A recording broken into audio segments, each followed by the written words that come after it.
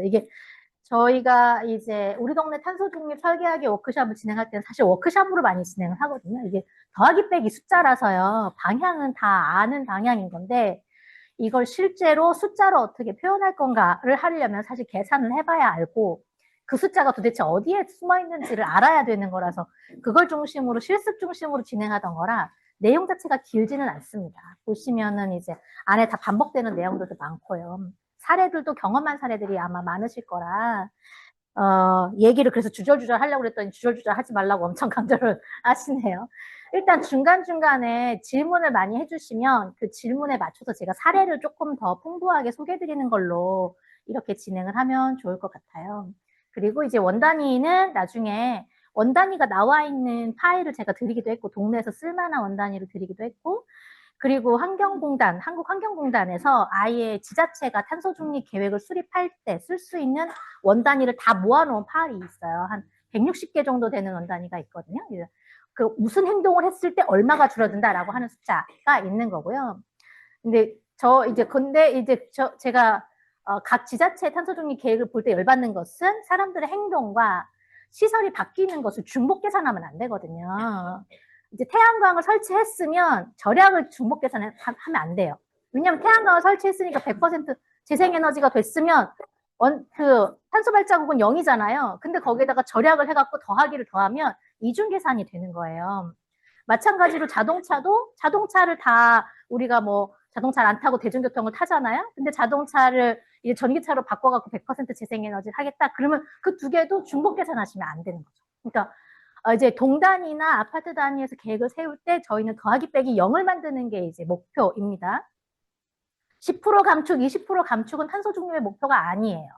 무조건 0을 만드는 게 목표예요. 우리가 현재 배출하고 있는 게 100이든 만이든 10만이든 1000만이든 이걸 어떻게 해야 0으로 만들 거냐. 0으로 만든다고 하는 것은 모든 사람이 다 참여해야죠. 너무 싫다고 하는 사람, 나는 태양광은 꼴도 보기 싫다고 하는 사람도 재생에너지 100% 살아가는 동네를 만드는 게 우리의 목표인데 그걸 더하기 빼기를 0을 만들 때 이중 계산을 3중 계산을 하잖아요. 그러면 우리가 목표를 다 달성했는데도 온실가스 배출량이 잔뜩 나오는 결과를 발생하게 되거든요. 그거를 우리가 주의해야 된다라고 하는 것을 먼저 설명을 드리고 이제 원단위 설명들을 드리도록 하겠습니다. 얘가 아니 안 넘어가서. 네. 네. 자, 그래서 이제 앞에 서로는 빼고 이것도 본론이라서 하는 거예요. 우리가 온실가스가 어디에서 나오냐, 탄소중립 계획을 세울 때 무얼 중심으로 우리가 계획을 세워야 되느냐라고 하는 참 이게 뭐야. 컨닝이잖아. 컨닝하시면 안 되는데. 이런, 네. 원래는 이거 이제 컨닝하면 안 되고, 원래 이 페이지 빼고 드려야 되는데. 자, 네. 보고도 알아요? 네. 경제산업과 사회활동을 통해서 온실가스가 어디서 나오냐? 전기, 그리고 냉방, 난방을 통해 나오고, 기억, 교통, 수송을 통해서 나오고요. 네, 교통수송을 통해서 나오고, 교통수송, 전기, 냉난방, 교통수송, 그리고 또 뭐가 있었죠? 제품을 생산하는 과정에서 나오고, 또 마지막이 농업축산.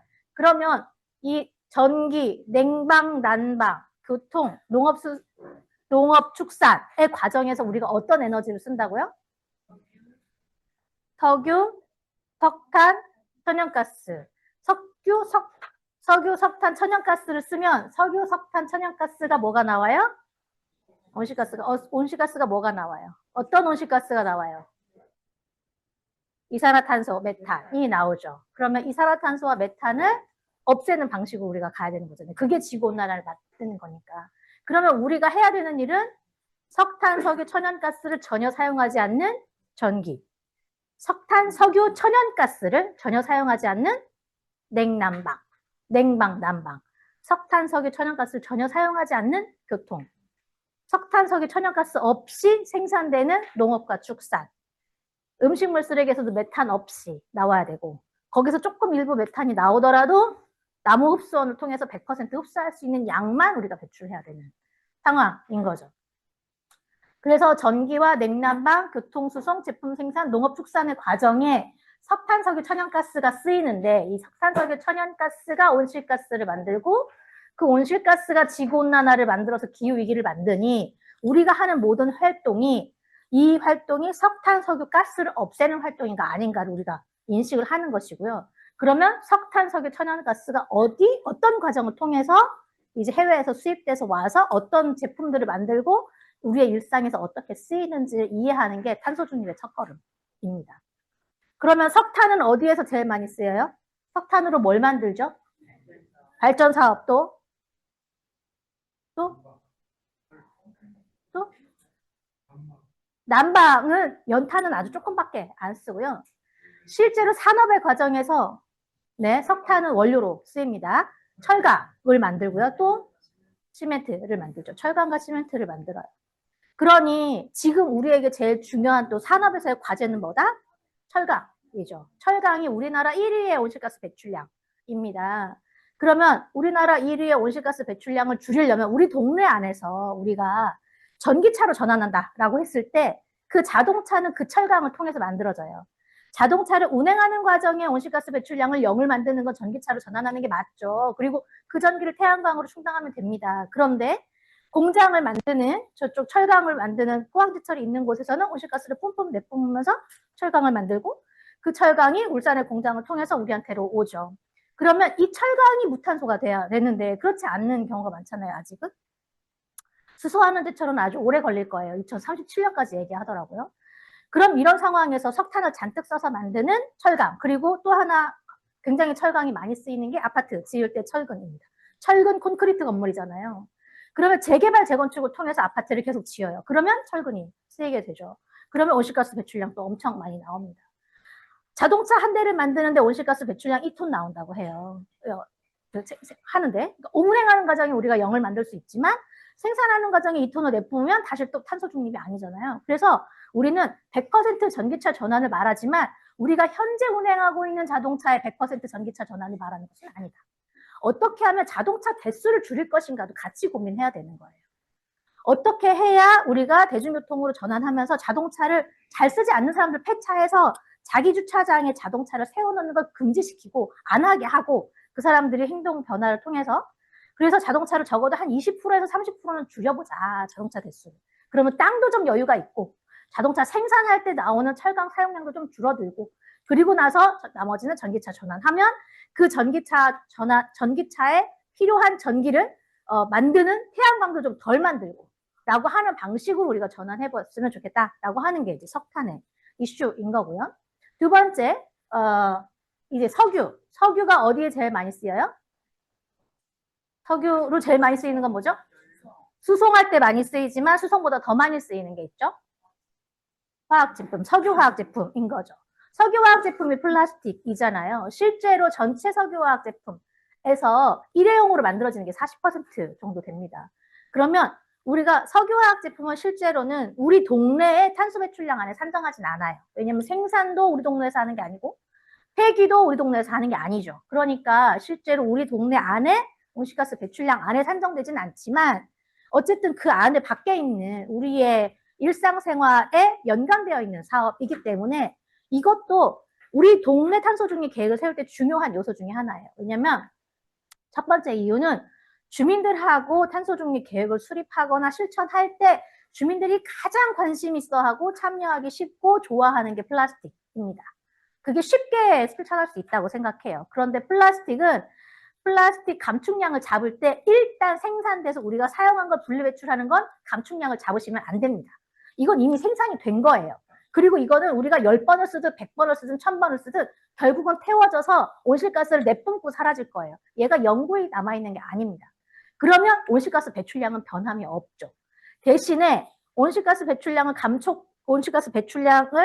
감축하는 원단위를 잡는다는 것은 무슨 뜻이냐면 사용하지 않는 거. 우리가 텀블러를 썼으면 일회용품을 안 썼잖아요. 그리고 뭔가 이제 일회용품 다회용기로 바꿨으면 일회용품을 안 쓰잖아요. 안 쓴 양은 우리가 잡을 수 있어요. 평소에는 한 100개나 1000개쯤 쓰는데 우리가 어떤 활동을 통해서 사람들이 아예 쓰지 않게 돼서 한 100개밖에 안 나왔다. 한 10개밖에 안 나왔다. 그러면 감축 원단위를 잡을 수가 있습니다. 근데 그것도 한 번만 잡을 수 있죠. 계속 반복해서 잡을 수는 없어요. 그거 가지고 뭐 매일매일 1000개씩 그러면요.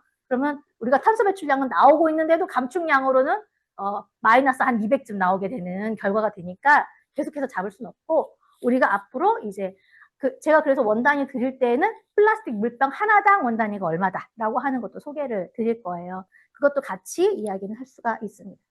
그래서 석유에서 제일 중요한 이슈는 아까 전기차로 전환했을 때 우리의 수송에 이제 그 온실가스 배출량을 줄이는 것도 있지만, 또 하나는 플라스틱을 줄이는 거.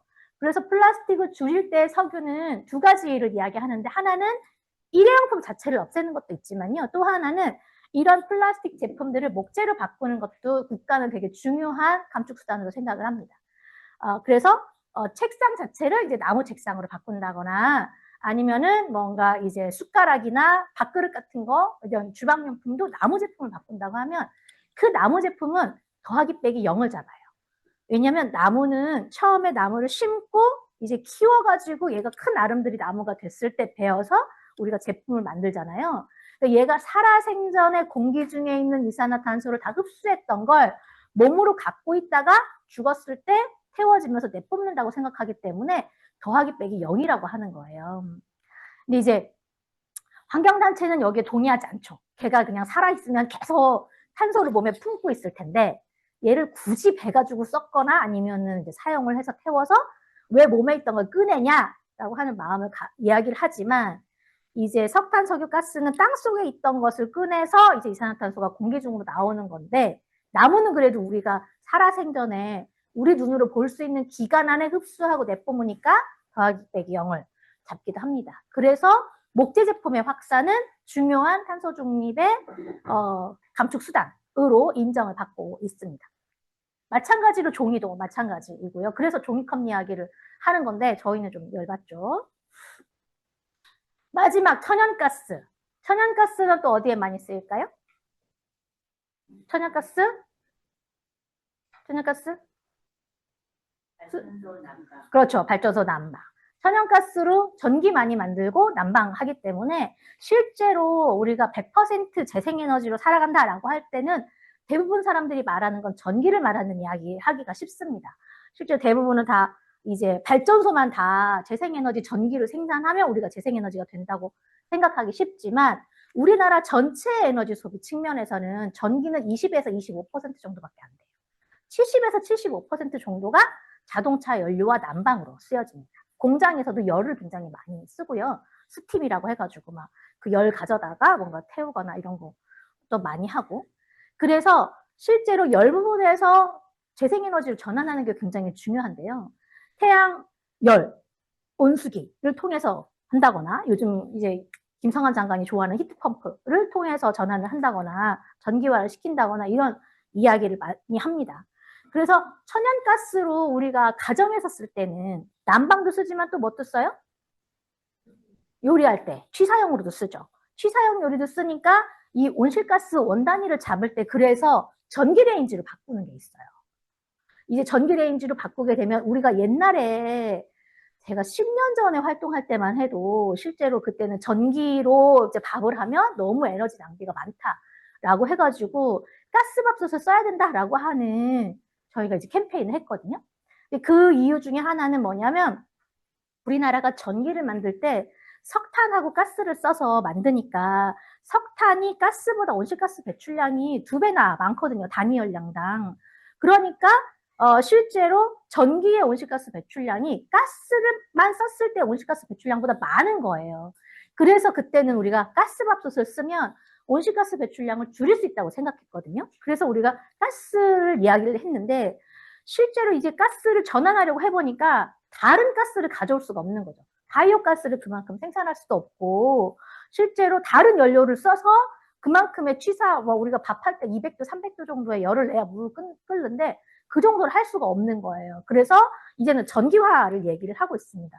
태양광으로 전기를 생산해서 그 전기로 전기레인지를 돌리면 그러면 이제 온실가스 배출량이 0이 되는 게 아니냐라는 이야기를 하고 있고, 그래서 이제 다른 나라 유럽이나 이제 미국 같은 경우에는 아예 새로 건물을 지을 때 이제 그 가스 배관을 연결 금지하는 그런 것들도 많죠. 전기레인지를 연결해야 된다라고 하는 것들도 있습니다. 그래서 전기 자체를 줄이는 것도 굉장히 중요하긴 한데 다른 연료들을 계속 전기로 바꾸려는 시도들도 같이 하고 있어요. 그런데 이제 지금 우리나라의 이 난방에 겨울에 이렇게 추운 난방 상황에서 과연 전기로 다 해결될 것인가 아니면 다른 재생에너지로 난방할 수 있는 방법은 뭐가 있을까도 고민스럽긴 한데요. 실제로 아파트 단지, 대부분 안양공포 같은 경우는 아파트에 살잖아요. 아파트 단지의 난방과 취사를 다른 재생에너지 열로 바꾸는 거 쉬운 일은 아닙니다. 보통은 전기화를 하게 되는 경우가 많이 됩니다. 그래서 석탄은 우리가 전기를 전환하는 것도 중요하지만 철근 콘크리트 건물을 어떻게 하면 새로 짓지 않고 오래 쓸 것인가. 전기차로 그냥 전환하는 게 능사가 아니라 자동차를 신규 구매하는 건 어떻게 줄일 것인가. 그러니까 중요한 이슈인 거고요. 석유에서는 석유가 이제 수송연료도 중요하지만 플라스틱을 많이 만들기 때문에 플라스틱 원료 자체를 바이오 플라스틱이든 목재든 전환하는 것과 더불어 쉽게 한 번 쓰고 버려지는 플라스틱을 얼마나 줄일 것인가가 중요한 이슈입니다. 천연가스는 말씀드렸던 것처럼 전기가 있고 난방이 있고 취사가 있기 때문에 난방과 취사처럼 연료 직접 썼던 것들을 어떻게 하면 다른 에너지원으로 바꿀까가 중요한 이슈죠. 여기에서 그리고 이 세 가지 다 수요 관리. 어떻게 하면 우리가 쓰는 생활에서 낭비되는 요소를 줄여가지고 최소한으로 적게 쓸 것인가가 또 중요한 이슈입니다. 네, 넘겨주세요. 넘겨주셔야 될 것 같은데 넘겨줄 때마다 얘가 네. 그래서 지금 자동차 숫자는 우리가 생각하는 것보다 많다라고 하는 거여서 동네 안에서 탄소 중립을 잡을 때 자동차 숫자를 먼저 파악하는 게 중요합니다. 자가용 승용차, 영업용 승용차, 그리고 화물차들을 100% 우리가 제가 계속 강조하는 건 100%다. 왜냐하면 우리가 관심 있는 사람들끼리 의지를 내갖고 어떻게 할까 하는 거는 어렵지 않아요. 오히려 계속 교육하고 캠페인하고 하면 되죠. 그런데 모든 사람 관심 없고 1인 가구고 아침에 출근하면 저녁 때 얼굴 보기 어려운 사람들, 주말에도 동네 나오지 않는 사람들까지 바꾸는 일은 쉬운 일이 아니에요. 그럼 처음에 생각 시작이 다 바뀌어야 돼요.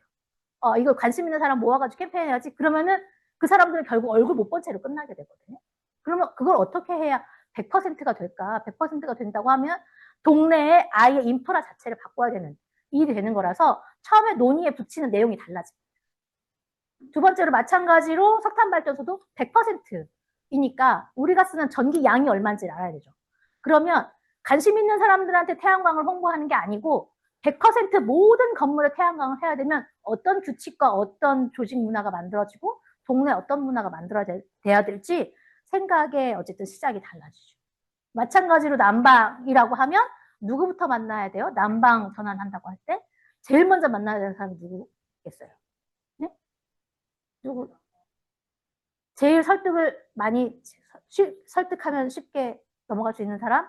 재개발 재건축, 재개발 재건축 대책위 위원장. 이 내용을 제일 먼저 알아야 돼요. 왜냐하면 재개발 재건축 정도는 돼야 손댈 수 있거든요. 그렇지 않으면 손댈 수가 없습니다. 네. 그래서 우리가 다루는 이야기는 집과 난방과 전기요금, 자동차, 도시와 공원과 인프라와 도로를 어떻게 깔 것인가에 대한 문제인 거고 동네 안에서 해결이 안 되는 건 결국 시로 가야 되고요. 시에서 해결이 안 되는 건 경기도로 가야 되고 경기도에서 해결이 안 되는 건 국가로 가야 되니까 동네에서 할 수 있는 일, 시가 할 수 있는 일, 도가 할 수 있는 일, 국가가 해야 되는 일로 경계를 잡는 것도 굉장히 중요합니다. 우리가 원한다고 되는 일이 아니기 때문에 그것을 어떻게 경계를 잡아가지고 그 안에서 우리가 해결 못하는 것을 선거 때 어떻게 얘기할 건가, 유권자들한테 어떻게 얘기하고 정치인들에게 무슨 약속을 받을 건가를 잡는 것도 동네 탄소 중립에서 굉장히 중요한 과제 중에 하나. 그래서 정부가 이야기한 건 그거죠. 제가 말했던 것처럼 모든 발전은 다 재생에너지 100%로 가겠다. 수송에서 모든 자동차는 이제 전기차로 가겠다. 그래서 지금 수송에서의 제일 중요한 어떤 과제는 승용차가 아닙니다. 승용차, 어린이 통학 차량, 마을버스, 동네 버스까지는 다 전기차로 해결이 돼요. 근데 해결이 안 되는 게 화물차, 5톤 트럭 이상의 화물차, 그리고 배, 그 다음에 이제 비행기, 얘가 해결이 안 되고 있죠. 그래서 얘를 해결하는 게 국가에겐 초점의 관심이지 R&D든 뭐든 버스까지는 모든 해결책이 나와 있다. 버스 다 자동차 종류도 다 있습니다. 그래서 우리가 이런 건 없어. 이런 건 없어요. 다 있어. 기술도 다 있고 제품도 다 있고 상품도 다 있어요. 그런데 이제 그 밖에 제가 말씀드렸던 배, 비행기, 그러니까 이제 동네 사람들이 여행을 다 가시는 이제 비행기 타고 멀리 가시면 온실가스 배출량이 이제 빵 나오는 상황이라 그렇다고 여행을 못 다니게 할 수는 없는 상황이긴 하죠.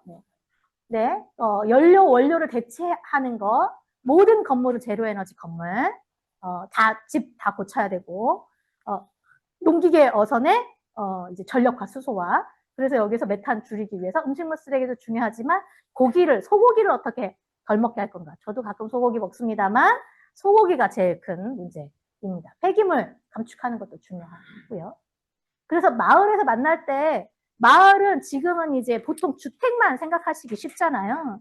우리 동네 안에 주택이 얼마나 있냐, 아파트가 있으면 아파트가 얼마나 있냐라고 생각하지만 동 단위로 탄소 중립 계획을 세울 때 중요한 우리의 포인트는 공공기관, 관공서라고 이야기하죠. 그 다음에 이제 비영리 건물들, 교회, 성당, 절과 같은 종교기관들, 유치원, 학교와 같은 공공기관들이 있고, 그리고 상인회랑 어떻게 관계를 맺고 상인회가 이제 동의하는 수준으로 어떻게 만들 것인가도 이제 중요한 초점입니다.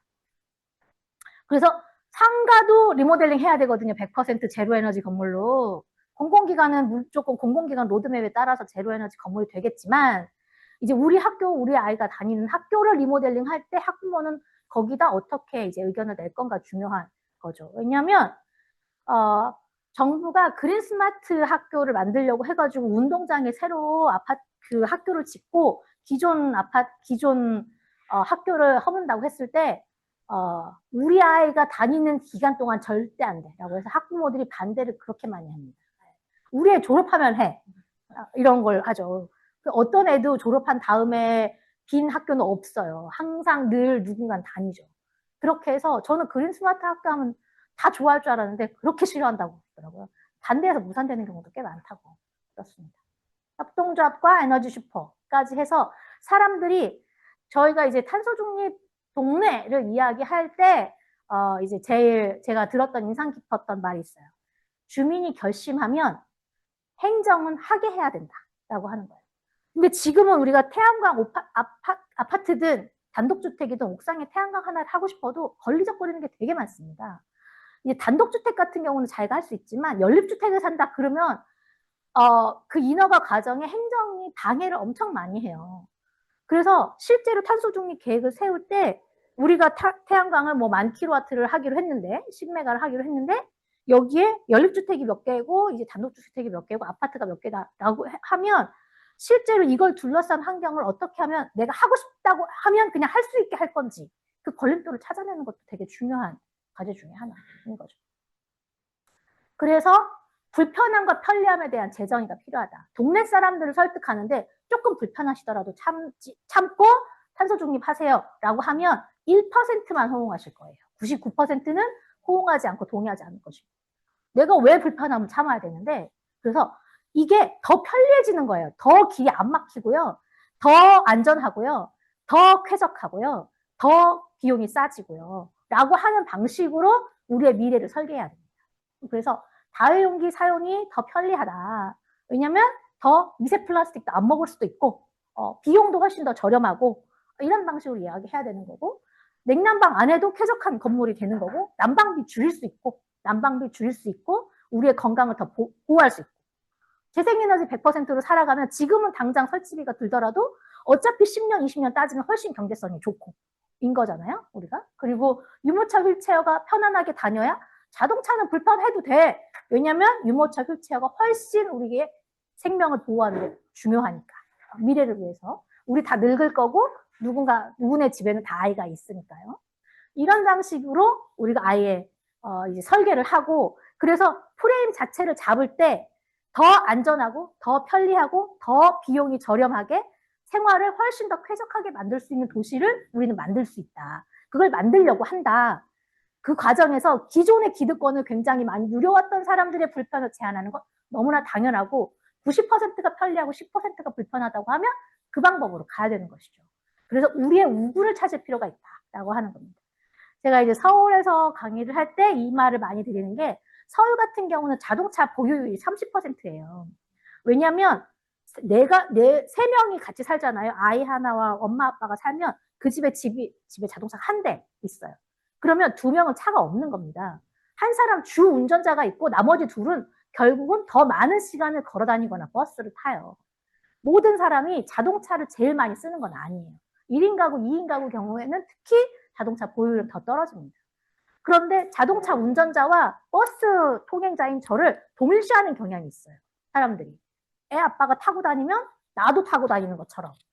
근데 나는 더 불편해지는 거거든요. 저는 이걸 고리를 끊을 필요가 있다라고 생각을 합니다. 마찬가지로. 그리고 중요한 건 빨리 많이 우선적으로 자원을 투입하는 게 중요한 거죠. 그랬을 때 빨리 많이 하려면 거기에 대한 동의를 어떤 방식으로 얻어야 될까도 생각하는 게 중요해요. 그래서 사실은 동네 안에서 탄소 중립 설계를 한다는 것은 원단위 하나하나를 계산하는 것도 중요하지만 어떻게 설득해야 되지? 어떤 식으로 질문을 던져야 되지? 어떻게 사람들에게 대화를 나눠야 되지? 이거를 더 많이 고민하는 시간이 될 수 있습니다. 중요한 건 그래서 우리가 할 수 있는 방안 이미 다 알고 있죠. 산업 100%다 이제 아리백하고 재생에너지 쓰면 되고요. 건물은 무조건 제로에너지 1등급이면 됩니다. 모든 건물이 제로에너지 1등급이면 되고요. 내가 쓰는 모든 에너지는 재생에너지면 되죠. 그리고 교통도 다 100% 탄소 중립으로 다니는 교통이기만 하면 우리는 자동적으로 탄소 중립 사회를 살아갈 수 있어요. 그래서 개념 자체가 어려운 것은 아니다. 이걸 실행하는데 현재는 걸림돌이 엄청 많은 것이고요. 탄소 중립으로 나는 진짜 인생을 탄소 중립으로 살고 싶다. 그러면 덴마크 이민 가시면 돼요. 덴마크는 탄소 중립이 됐거든요. 거기 가면 거기서 그냥 사는 것 자체로도 탄소 중립 사회를 살아갈 수 있어요. 우리의 꿈은 우리 동네가 탄소 중립 사회가 되면 내가 이 문제에 관심이 있든 없든 그냥 그 동네에 사는 것만으로 탄소 중립이 되는 거예요. 그런 동네를 만드는 게 우리의 꿈과 희망인 거죠. 국가는 열심히 만들겠다고 하고 있으니까요. 그래도 고무적인 건 제가 이제 전기의 원단이라고 하죠. 전기 1kWh를 생산하는데 필요한 온실가스 배출량을 제가 계속 온실가스 정보센터 들어가서 보고 있거든요. 이제 해마다 계속 얘가 바뀌어요. 원래 옛날에는 한 5년에 한 번씩 바뀌었는데 요새 재생에너지 양이 훨씬 많이 늘어나니까 매년 발표를 해요. 배출가스를. 제가 중간에 2022년 배출가스 나왔을 때 완전 열받았거든요. 왜냐면 2017년 기준으로 나온 배출가스보다 거의 5%가 오른 거예요. 0.451이었는데 0.474가 돼가지고 0.74가 돼가지고 뭐지 이거는 그 석탄 배출량을 늘린 거죠. 그때 석탄을 더 많이 세워가지고. 근데 제가 며칠 전에 들어가가지고 봤더니 2023년 기준에 봤더니 0.43으로 바뀌었더라고요. 그래가지고 확 줄어들어서 그래도 효과가 있네? 라고 생각하고 있어요. 그래서 우리가 똑같은 전기를 써서 지금 우리가 전기 이제 예를 들어서 1000kWh의 전기를 우리가 썼다라고 해갖고 우리 동네 배출량을 계산하잖아요. 이 배출 개수에 따라서 온실가스 배출량이 달라집니다. 그러니까 2022년에 쓴 게 1kWh당 0.474 kg이라고 하면 그걸 곱하는 거잖아요. 1000 곱하기. 그런데 이게 2023년에 썼다고 하면 0.431로 바뀌는 거여서 배출량은 계속해서 줄어들 거긴 합니다. 왜냐하면 국가가 계속 재생에너지를 늘릴 거고 가스는 늘릴 거고 석탄은 문을 닫을 거라서 2040년까지 모든 석탄 발전소를 다 문을 닫기로 했기 때문에 배출가스는 자동으로 떨어져요. 그래서 이제 광역도나 광역시에서 계획을 세울 때 자기네가 전기의 배출량을 자동으로 줄어드는 걸 많이 산정을 했어요. 우리가 노력하지 않아도 국가가 전환을 하게 되면 이만큼은 줄어들 거다라고 하는 걸 이제 빼놓고 나머지를 만드는 경우들이 상당히 많습니다. 그래서 제가 계속 우리 동네의 온실가스 배출량을 계산하고 목표를 잡는 탄소 중립 워크숍을 하겠다라고 마음을 먹었던 게 이 페이지 때문이었어요. 이게 프랑스 파리의 이제 온실가스 감축 계획이거든요. 2030년까지의 계획이죠. 그리고 2050년까지. 보면은 저는 이 그래프가 이 페이지 너무 마음에 들더라고요. 되게 너무 직관적이지 않아요? 2050년까지 재생에너지 100%, 2050년까지 에너지 소비 50% 감소. 그리고 20%는 재생에너지가 우리 동네 안에서 생산되는 거 20%. 또 2020년까지 100% 자전거 친화적인 파리시. 이거는 달성을 했잖아요. 그리고 일드 프랑스가 우리나라처럼 경기도권 같은 거거든요. 그런 거에 저탄소 도시 화물. 2050년까지 음식물 쓰레기 50% 감소. 쓰레기는 제로화. 2020년 사이에 10% 감소, 가정 쓰레기. 그리고 2050년까지 구내 식당에서 지속 가능한 식품 사용하는 거 90%. 2030년까지 식품에서 배출되는 온실가스 감축 40%. 이 숫자를 가지고 자기네들이 계속 측정하고 관리하고 성과를 본다는 거잖아요. 저는 우리 동네 안에서도 이 페이지가 나왔으면 좋겠어요. 이거 합의해서 같이. 그래서 이제 제가 이따가 소개시켜드릴 역촌동도 동네 주민들끼리 합의해서 이제 만들었죠. 합의인지 강요인지는 이제 참여하시는 분들이 생각이 다를 수 있지만 나중에 결과적으로는 고개를 끄덕끄덕하고 이제 동의를 하긴 했습니다. 발표를 하도록. 그래서 이걸 우리는 만들었으면 좋겠다. 이걸 같이 동네 안에서. 그래서 사람들은 숫자를 자세히 알 필요는 없어요. 2만 킬로와트시, 3만 킬로와트시, 뭐 몇 그램 이런 걸 알 필요는 없고 얘에 우리가 동의하면 된다. 이거에. 대신 이거를 실행하기 위한 구체적인 계획은 실행자가 알고 있으면 되죠. 그래서 원칙과 방향. 제가 여기까지 이제 말씀드렸던 원칙과 방향은 2050년 탄소 중립이다라고 하는 거. 관심 있는 사람이 참여하는 것은 아니다. 모든 사람이 참여해야 한다. 1인 가구. 우리가 가장 다가가기 어려운 사람 어떤 사람 있지? 그 사람이랑 직접 말을 건넬 필요가 없어요. 그 사람은 그냥 살고 있으면 돼요. 아파트가 있으면 그 아파트에 반대하는 사람, 싫어하는 사람이 오히려 목소리를 못 내게 하고 그냥 그 사람은 그냥 출퇴근을 하면 돼요. 그냥 옥상에 태양광을 해서 100% 재생에너지를 공급하면 그 사람은 그냥 재생에너지를 하는 거예요. 감축량이 큰 것부터 해야 된다라고 하는 거죠. 우리가 이따가 감축 원단위를 보여드리겠지만 겁나 열심히 하는데 1% 줄이는 게 있고요. 한 번 하면은 10% 줄이는 게 있어요. 그러니까 사실 돈을 모을 때에도 큰 돈 쓰지 말아야지 콩나물값 아껴가지고 집 못 삽니다.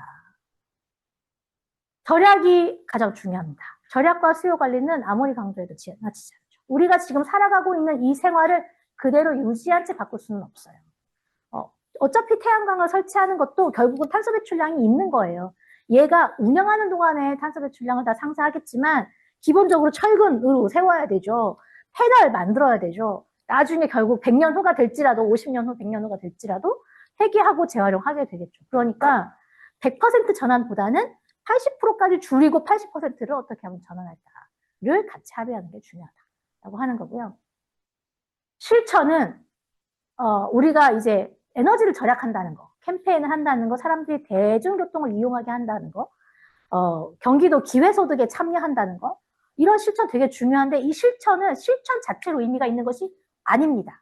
실천에 참여한 사람들이 자기의 실천을 통해서 생각이 바뀌면 반드시 시공으로 넘어가야 돼요. 전환으로 넘어가야 돼요. 그래서 자동차를 폐차하고 그 다음에 전기차로 전환을 하고 그 다음에 집을 고치고 태양광을 설치할 때 돈을 내야지 완성된 것이지 열심히 해갖고 10% 줄여서 뭐 포인트 얼마 받았고 되게 참여해서 되게 즐겁고 라고 끝나면 안 됩니다. 그동안 많은 에너지 자립마을이 실패한 게 굉장히 많은 사람들이 참여해서 불국이 다 참여했어요. 3년 지나면 이거 또 해야 돼? 지겨운데 그만하지? 다시 늘어나요. 이거는 결국은 탄소 중립이 될 수가 없는 거죠. 하다가 중단하는 데 굉장히 많습니다.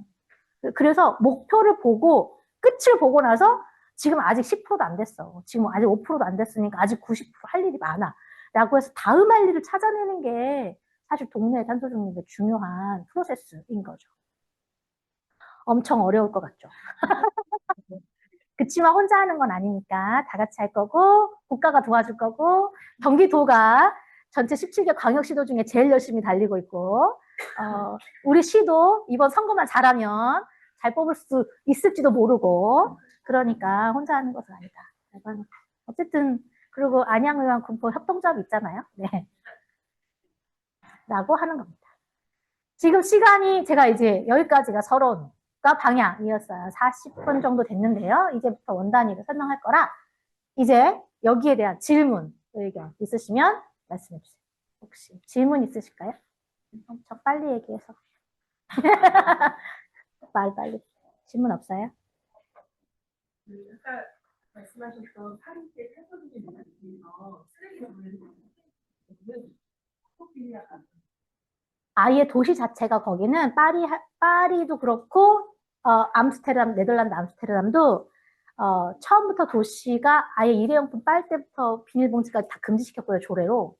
그래서 순환 도시, 제로 웨이스트 도시를 표방했어요. 그래서 처음부터 아예 버려지는 폐기물은 생산도 못하게 하고요. 그리고 마지막 돌려가지고 마지막으로 나오는 쓰레기는 전부 다 이제 열회수를 하는 방식으로 재활용을 하는 방식으로 진행을 한 거라 내보내는 걸 안 하겠다는 건 아니고 최종 처리하는 쓰레기가 없게 만들겠다라는 방식으로 가고 있고 2030년까지 일회용품 50% 감축, 일회용품 100% 감축인가 이런 목표를 가지고 진행하고 있어요. 거기는 포장 폐기 아니 제로 웨이스트 파리 계획이 따로 있어요. 약간 이것도 또 하나의 계획이거든요. 우리가 각 지자체마다 탄소 중립 계획을 세우잖아요. 탄소 중립 계획 안에는 우리가 이제 건물을 어떻게 할 건가, 뭐 에너지를 어떻게 할 건가가 있지만 지자체가 세우는 계획이 되게 많아요. 그래서 탄소 제로 계획도 있지만 자원순환 계획도 있습니다. 원래 이게 다 모든 지자체 다 세워야 돼요. 자원순환 계획도 있고, 뭐 자전거 이용 활성화 계획도 있고, 녹색 건축 계획도 있고, 녹색 교통 계획도 있고, 이런 식의 계획들이 되게 많아서 그 계획에 따라서 일이 진행이 되거든요. 많은 계획이 담당 공무원 서랍 속에 들어가긴 하지만 경기도의 자원순환 계획이 있을 거예요. 그걸 보고서 파리의 자원순환 계획이랑 비교해서 내용을 찾으면 시사점을 얻으실 수 있을 것 같습니다. 수성에서 되게 보는 거리가 있는데 사실 제가 차를 바꿔야 되는데 차를 한정을 못 하고 있는 이유가 저는 차 사이즈를 소형차 지금 하고 있거든요. 근데 없는 거예요. 근데 지금 아파트 보면 차가 엄청 대형화가 되어 있고 이게 또 뭐 하이브리드 전기차도 아니고 혹시 이 부분에 대한 이런 되게 이런 이야기를 좀 듣고 그러니까 제 차량이 되게 커지고 있잖아요. 네네네. 작게 해야 되는 건 되게 중요하죠. 왜냐면은 어쨌든 우리가 전기를 쓰게 되잖아요. 전기차로 바꾸더라도 큰 차는 당연히 전비라고 해요. 전비가 낮으니까요. 연비처럼 전비도 있습니다.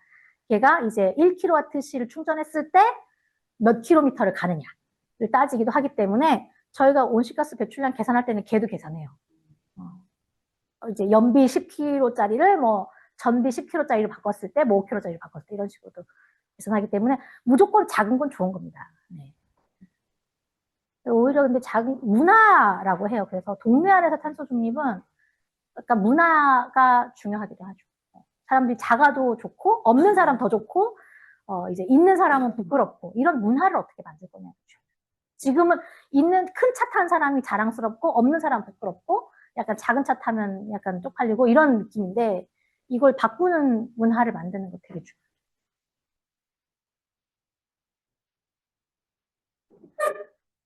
혹시 없으시면 네, 질문. 아까 그 석유로 플라스틱 만들 때 네.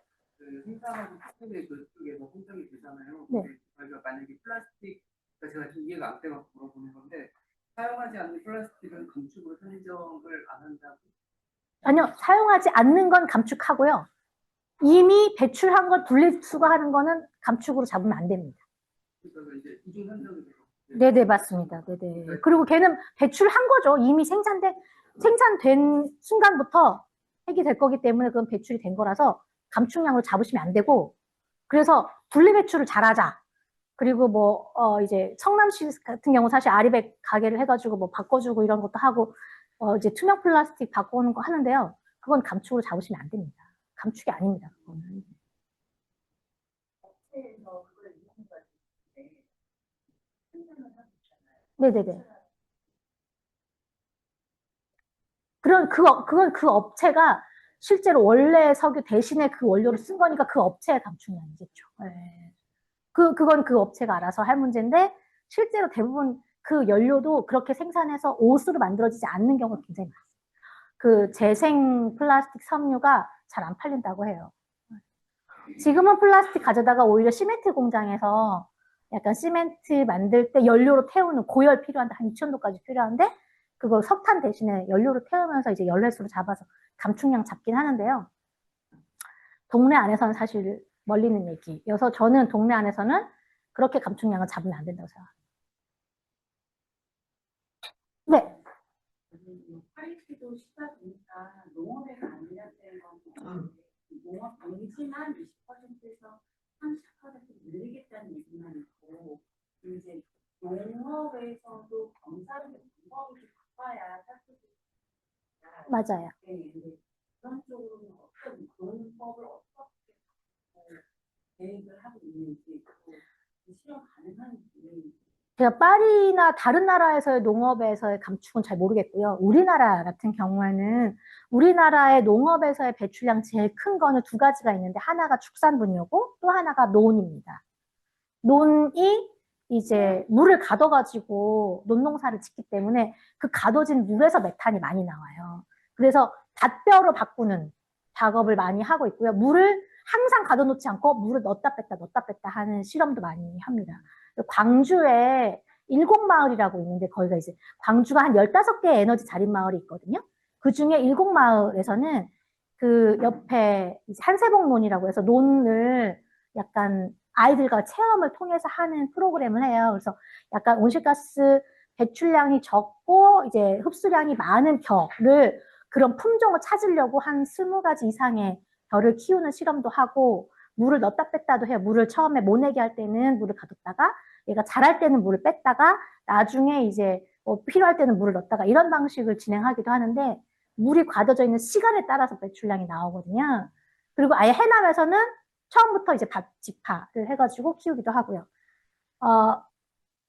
축산분뇨 같은 경우에는 소똥, 돼지똥, 닭똥이 있는데 소똥, 돼지똥, 닭똥 중에서 소가 제일 배출량이 많아요. 그래서 그런 것들을 이제 실제로 소가 그래서 다른 돼지나 닭에 비해서 배출량이 2배 이상 높거든요. 그래서 이제 소를 좀 줄이고 돼지나 닭으로 바꾸는 걸 얘기하고 소가 먹는 풀을 저탄소 소화가 잘 되는 얘가 소화가 잘 안 돼서 트림 많이 하니까 소화가 잘 되는 사료로 바꾸는 이런 농법을 지금 실험을 하고 있고요. 실제로 그리고 사람 분뇨도 보면은 그 환경부가 각 지자체에다가 온실가스 배출량을 산정하는 툴을 나눠주고 약간 엑셀표 같은 거거든요. 거기다 이제 입력을 하면 배출량이 자동 계산되는 프로그램이 있는데 제가 그걸 봤는데 저한테 너무 인상적이었던 건 그 도시의 고기 소비량이 얼마냐에 따라서 그 동네에 그 도시에서 살고 있는 사람들의 분뇨에서 나오는 메탄량이 달라지더라고요. 고기를 많이 먹으면 메탄이 많이 나오는 거예요. 그래가지고 고기 소비량을 입력하면 메탄량이 나오게 이렇게 나와 있어서 오 신기하네 라고 생각을 했습니다.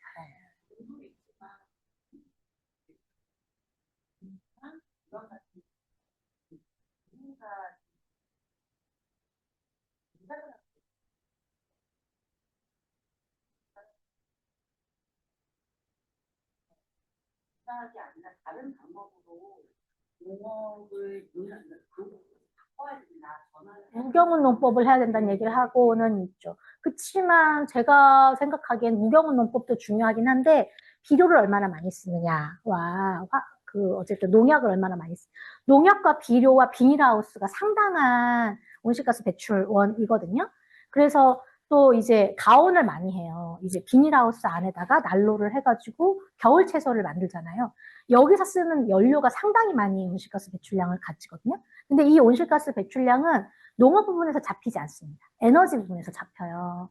그래서 농업 부분에서는 그냥 걔가 작물이나 식물이 자라면서 배출하는 것만 잡히고 거기서 쓰는 에너지원은 잡히지 않고 농업도 그 비료와 농약도 농업 회사 그 비료 생산하는 회사에서 잡히기 때문에 실제로 이거는 이제 약간 습쓰리처럼 우리의 가치 사슬 밖에 있는 제품이긴 하지만 그걸 안 쓰는 게 중요하죠. 그래서 그리고 이제 그 비료를 쓸 때 비료가 이제 질소 비료를 많이 쓰잖아요. 그 질소 비료가 이제 아산화질소라고 해서 온실가스의 주요 원인이기도 하지만 얘가 공기 중에 있는 이제 산소랑 결합하면서 또 배출 효과를 또 나타내기도 한다고 해서 질소 비료 적게 쓰는 게 더 중요해요. 요소 비료, 질소 비료 좀 적게 쓰는 거.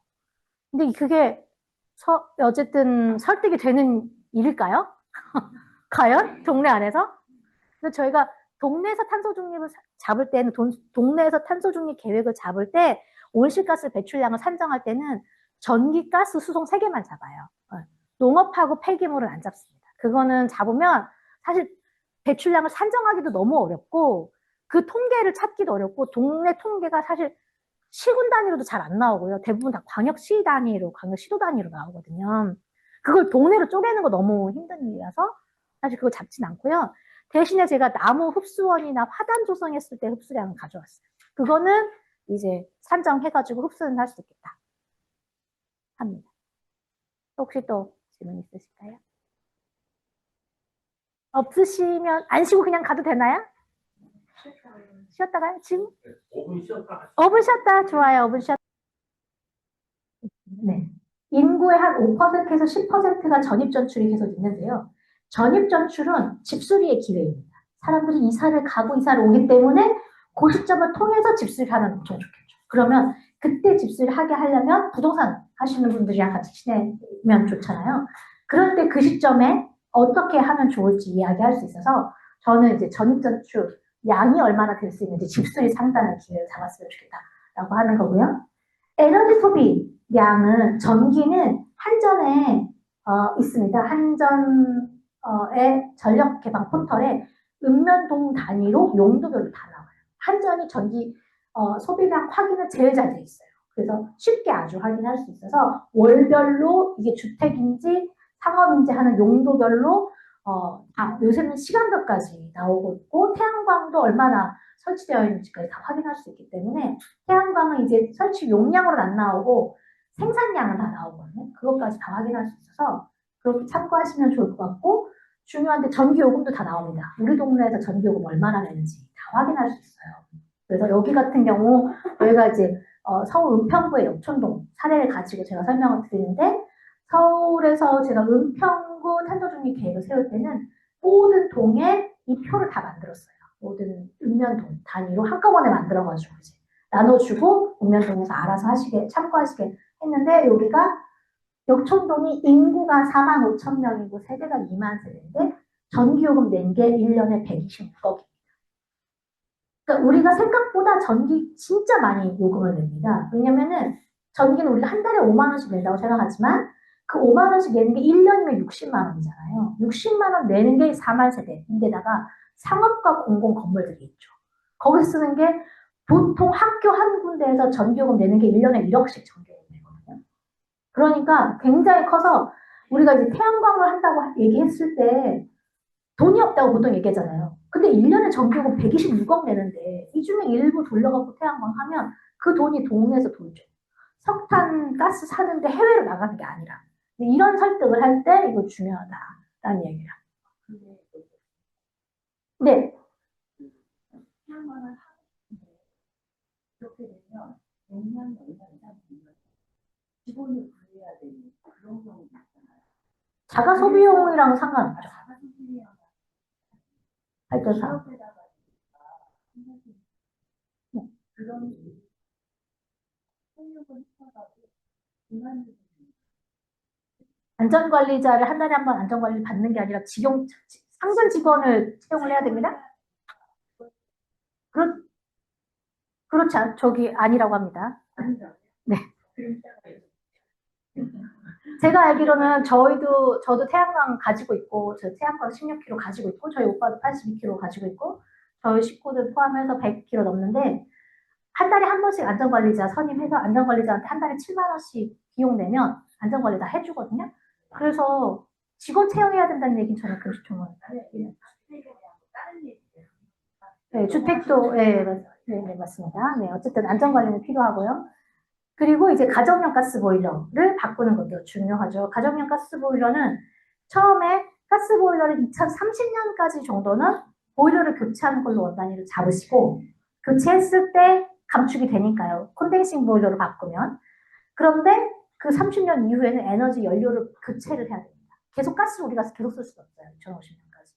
그러면 이제 계획을 수립해서 우리가 로드맵을 만들 때 2020년, 2026년까지는 얼마, 2027년까지는 얼마, 2028년까지는 얼마 이런 식의 매년의 활동 목표를 잡을 거잖아요. 30년 이후는 친환경 보일러 교체하는 비용이나 활동을 잡지 말고 그 뒤로는 에너지 연료를 어떻게 교체할 건가로 잡는 게 현실적이다. 왜냐하면 어차피 보일러의 수명이 있는데 2050년까지 다 0을 만들어서 가스를 안 쓸 거면 보일러 수명을 고려해서 중단시켜야 되죠. 마찬가지로 자동차도 휘발유차, 경유차가 몇 대 있는지를 아는 게 중요하고요. 휘발유차를 전환시켰을 때, 경유차를 전환시켰을 때 온실가스 감축량은 달라집니다. 왜냐면 휘발유는 덜 배출하고 경유가 더 많이 배출하니까요. 경유차를 바꾸게 하면 훨씬 더 효과가 좋겠죠. 그리고 여기서도 마찬가지로 하이브리드 차로 바꾸시는 분들이 있는데 하이브리드 차는 2035년 이후부터는 하이브리드 차를 바꾸면 안 되죠. 왜냐하면 하이브리드 차도 결국은 석유를 쓰는 거라서 내연기관 차의 일종이기 때문에 2050년 탄소 중립을 고려한다고 하면 2035년 이전에 사실은 등록을 하지 못하게 내연기관 차는 생산, 판매, 등록 다 금지되어야 가능합니다. 그렇다고 하면 이게 다 전기차가 된다고 하면 전기차가 충전할 곳 주차장이 충분해야 되겠죠. 그러면 그거 전기차 충전소는 우리 동네에 몇 개나 있어야 되냐. 적어도 이제 10대, 전기차 10대당 충전소 하나는 있어야겠다라는 거고 국가가 요즘 정부가 추진하는 건 4대당 1대 정도의 이제 충전소를 보급을 하고 있습니다. 그럼 우리 동네 전기차 충전소가 몇 군데 있어야 되겠냐라고 하는 걸 같이. 그러면 이제 보조금 나올 때 빨리빨리 설치하자 이렇게 될 수 있겠죠. 주차장 같은 경우 저희는 이제 주차장을 확인하는데 주차장이 노상 주차장, 노예 주차장, 건축물 부설 주차장 이렇게 통계가 나옵니다. 건축물 부설은 건축물에 붙어있는 지하 주차장이나 건물 이제 옆에 붙어있는 주차장이 이제 건축물 부설 주차장이고요. 노상 주차장은 뭐냐면 길에 보면은 길에 이제 버스 전용차로 옆에 이렇게 주차장 길에 붙어있는 길 쭉 따라서 붙어있는 거 걔가 노상 주차장입니다. 그리고 노예 주차장은 그거와 상관없이 별도로 엄청 큰 부지 가지고 주차장 전용 공간으로 있는 게 노예 주차장이에요. 그래서 태양광을 해서 우리가 이제 뭔가 지금 주차장에 태양광 의무화됐잖아요. 1000평방미터 이상. 이런 거 노예 주차장이어서 노예 주차장은 태양광을 하거나 바닥을 이제 생태 바닥으로 바꾸거나 라고 할 수 있는 어떤 조건이 되는 거. 저는 그 노상 주차장은 없어져야 된다고 생각합니다. 저는 노상 주차장은 길이 너무 넓어서 생긴 것 같아요.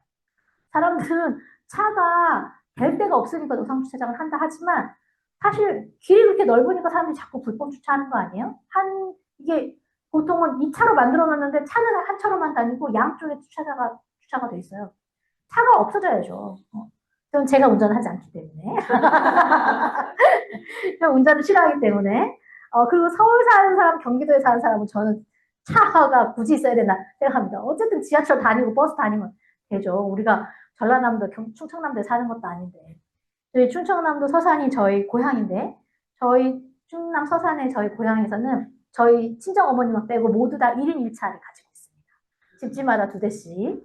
아이들만 빼고는 다 차가 없으면 버스가 다니지 않기 때문에 출근을 아예 못해요. 하루에 버스 2대 다니는 이런 데서는 차 없이 이동을 할 수가 없잖아요. 근데 서울에서는 그런 건 아니잖아요. 그리고 경기도 안양만 해도 버스 잘 돼 있고 뭐 외곽 지역이라고 하면 불편할 수는 있겠지만 어쨌든 우리는 그래서 노상 주차장은 없어졌으면 좋겠다라고 하는 게 저의 희망이고요. 노상 주차장 14곳은 보행자 공간으로 만들자. 그리고 노예 주차장 4곳 중에 한 곳은 공원을 아예 만들고 3곳은 태양광과 생태 주차장으로 만들자라고 하는 걸 주민들한테 안건을 붙이면 논의가 안 될 수도 있지만 순서를 잘 따져가지고 진행하시면 좋겠고요. 건물도 다 통계가 나옵니다. 공공건물이 2개, 문교사회형은 뭐냐면 학교, 극장, 체육시설 이런 게 문교사회형이에요. 학교가 공공용에 들어가는 건 아닙니다. 문화교육시설이 이제 문교사회형이고요. 상업용이 391개의 건물이 있고 주거용이 2,792개의 건물이 있습니다. 동 단위로 따지게 되고 여기에 면적도 다 나와요. 통계. 이거 다 통계에 시군 홈페이지에 다 있기 때문에 이걸 가지고 목표로 잡는 거죠. 여기서는 동도 중요하지만 면적이 중요한 게 원 단위가 면적 단위로 나오거든요. 평방미터당 얼마 이렇게 나옵니다. 제로에너지 건물로 100% 리모델링이 필요하죠. 그래서 현황조사를 먼저 쫙 해가지고 만들어만 주겠다라고 하는 거고요. 경기도 같은 경우는 에너지 정보 플랫폼에서 실제로 이제 기후 플랫폼 나중에 활용법 배우실 텐데 거기서 다 산정해서 알려주실 거라서 쉽게 이런 통계조사 안 하실 수도 있어요. 이게 안 넘어가요. 네. 네. 여기 우리가 현황조사를 했다고 하면 우리의 목표, 바운더리를 잡는데 이제 스컵 1, 2, 3 이렇게 부릅니다. 스컵 1, 2, 3 뭐냐면 일단 온실가스, 이산화탄소, 메탄이라고 하는 온실가스가 우리 동네에서 나오냐, 멀리서 나오냐, 아니면 저 딴 데서 나오냐를 가지고 따지는 거예요. 먼저 첫 번째, 자동차 가스는 어디서 태워요? 우리 동네에서 태우죠. 내가 태우죠. 가스 보일러 쓰면 가스가 우리 집까지 와가지고 우리 집 보일러가 타는 거잖아요. 이산화탄소가 우리 집에서 나와요. 그리고 취사도 마찬가지로 가스는 우리 집에서 태우는 거죠. 자동차 연료를 넣으면 내 자동차에서 이산화탄소가 나오죠. 그거는 원 바운더리입니다. 첫 번째 바운더리. 두 번째, 우리가 전기를 써요. 이산화탄소 어디서 나와요? 발전소에서 나와요. 우리 집에서 나오지 않습니다. 우리는 그냥 전기를 쓰는 거기 때문에 전산화탄에서 온 거기 때문에 발전소에서 이산화탄소가 나오니까 우리 동네에 발전소가 있다면 그건 스컵 1이지만 우리 동네에 발전소가 없다면 그건 스컵 2가 되죠. 그건 그냥 우리나라에서 나오는 거예요. 저기 당진, 태안 이런 데서 나와요. 경기도는. 그리고 마찬가지로 지역난방이면 지역난방 이산화탄소 어디서 나와요? 난방 회사에서 나와요. 보일러가 있는 곳에서 나오죠. 우리 집에서 나오지 않습니다. 그거는 스컵 2예요. 그래서 스컵 2는 뭐냐면 고지서로 나오는 것들이 보통 스컵 2에 있습니다. 세 번째, 그럼 여기는 내가 쓰는 에너지 양을 정확하게 아는 거잖아요. 전기 양이 얼마인지 알고 이제 지역 난방 연료가 얼마인지 알고 온실가스 배출량이 얼마인지 알아요. 그런데 플라스틱 같은 경우 우리가 소비를 통해서 나오는 것들은 이게 이제 스컵 3거든요. 이거는 이 도시 안에서 안 나올 수도 있고요. 실제로 이제 멀리 우리랑 상관없는 다른 데에서 산정을 잡아요. 이미 산정을 잡는 걸. 그래서 예를 들면 회사도 마찬가지로 대리점에서 나오는 거. 이제 그 어떤 회사가 있다고 이게 원래는 지자체용으로 개발된 게 아니고 회사용으로 개발된 건데 회사에서 이제 만약에 삼성전자라고 합시다. 삼성전자에서 전 공장을 돌릴 때 직접 쓰는 에너지는 스컵 1이고 삼성전자가 쓰는 전기는 스컵 2예요. 그런데 삼성전자에 부품을 공급하는 회사들이 있겠죠. 그럼 그 부품을 공급하는 회사들로부터 부품을 사다가 물건을 만들잖아요. 핸드폰이든 뭐든. 그럼 그 부품 회사가 쓰는 에너지량은 스컵 3가 되는 거고 그리고 이 삼성전자에서 만든 핸드폰을 대리점에서 갖다 팔죠. 대리점을 갖다 팔아서 대리점이 에너지를 쓰잖아요. 그러면 그것도 스컵 3가 되는 겁니다. 그래서 아예 부품이 되는 원료와 이걸 써서 밖으로 나갔을 때는 스컵 3도 잡는 거라 우리가 음식을 먹으면 소고기, 돼지고기, 닭고기를 먹으면 그 소고기, 돼지고기, 닭고기가 배출되는 온실가스는 스컵 3가 되는 거고 폐기물도 마찬가지로 우리가 쓰레기를 버렸을 때 그 쓰레기가 쓰레기장 가서 태워지는 거 스컵 3가 이제 되는 거예요. 지자체에서는 스컵 1으로 잡지만 우리 동네에서는 이걸 스컵 3로 잡는 게 맞습니다. 뭐 쇼핑센터에 가서 쇼핑하거나 이런 것들, 여행 가는 거 이런 것들 스컵 3로 잡는 거예요. 그래서 저희는 잡을 때 우리가 우리 집에서 쓰는 동네에서 쓰는 전기양, 가스양, 자동차 배출량 3개만 잡아요. 나머지는 다 밖에 걸로. 이제 활동하면 좋지만 우리가 배출하는 양을 차감시키지 않는 걸로 잡는 게 훨씬 좋습니다. 그리고 어떻게 수집하느냐? 이제 난방이랑 자동차 연료 수집할 때 가스는 가스회사에 공문 보내야 받을 수 있어요. 지자체가. 아니면은 n분의 1로 나누죠. 이제 시군 탄소중립 기본계획이 나오니까 그 기본계획에서 배출량 나오면 1인당 얼마로 나눠가고 그냥 곱하기 이렇게 해서 하기도 합니다. 그리고 이제 자동차 연료도 마찬가지로 자동차 한 대당 매출하는 양이 시급료로 나오거든요. 그걸 가지고 이제 곱해서 이제 자동차 대수 곱하기도 합니다.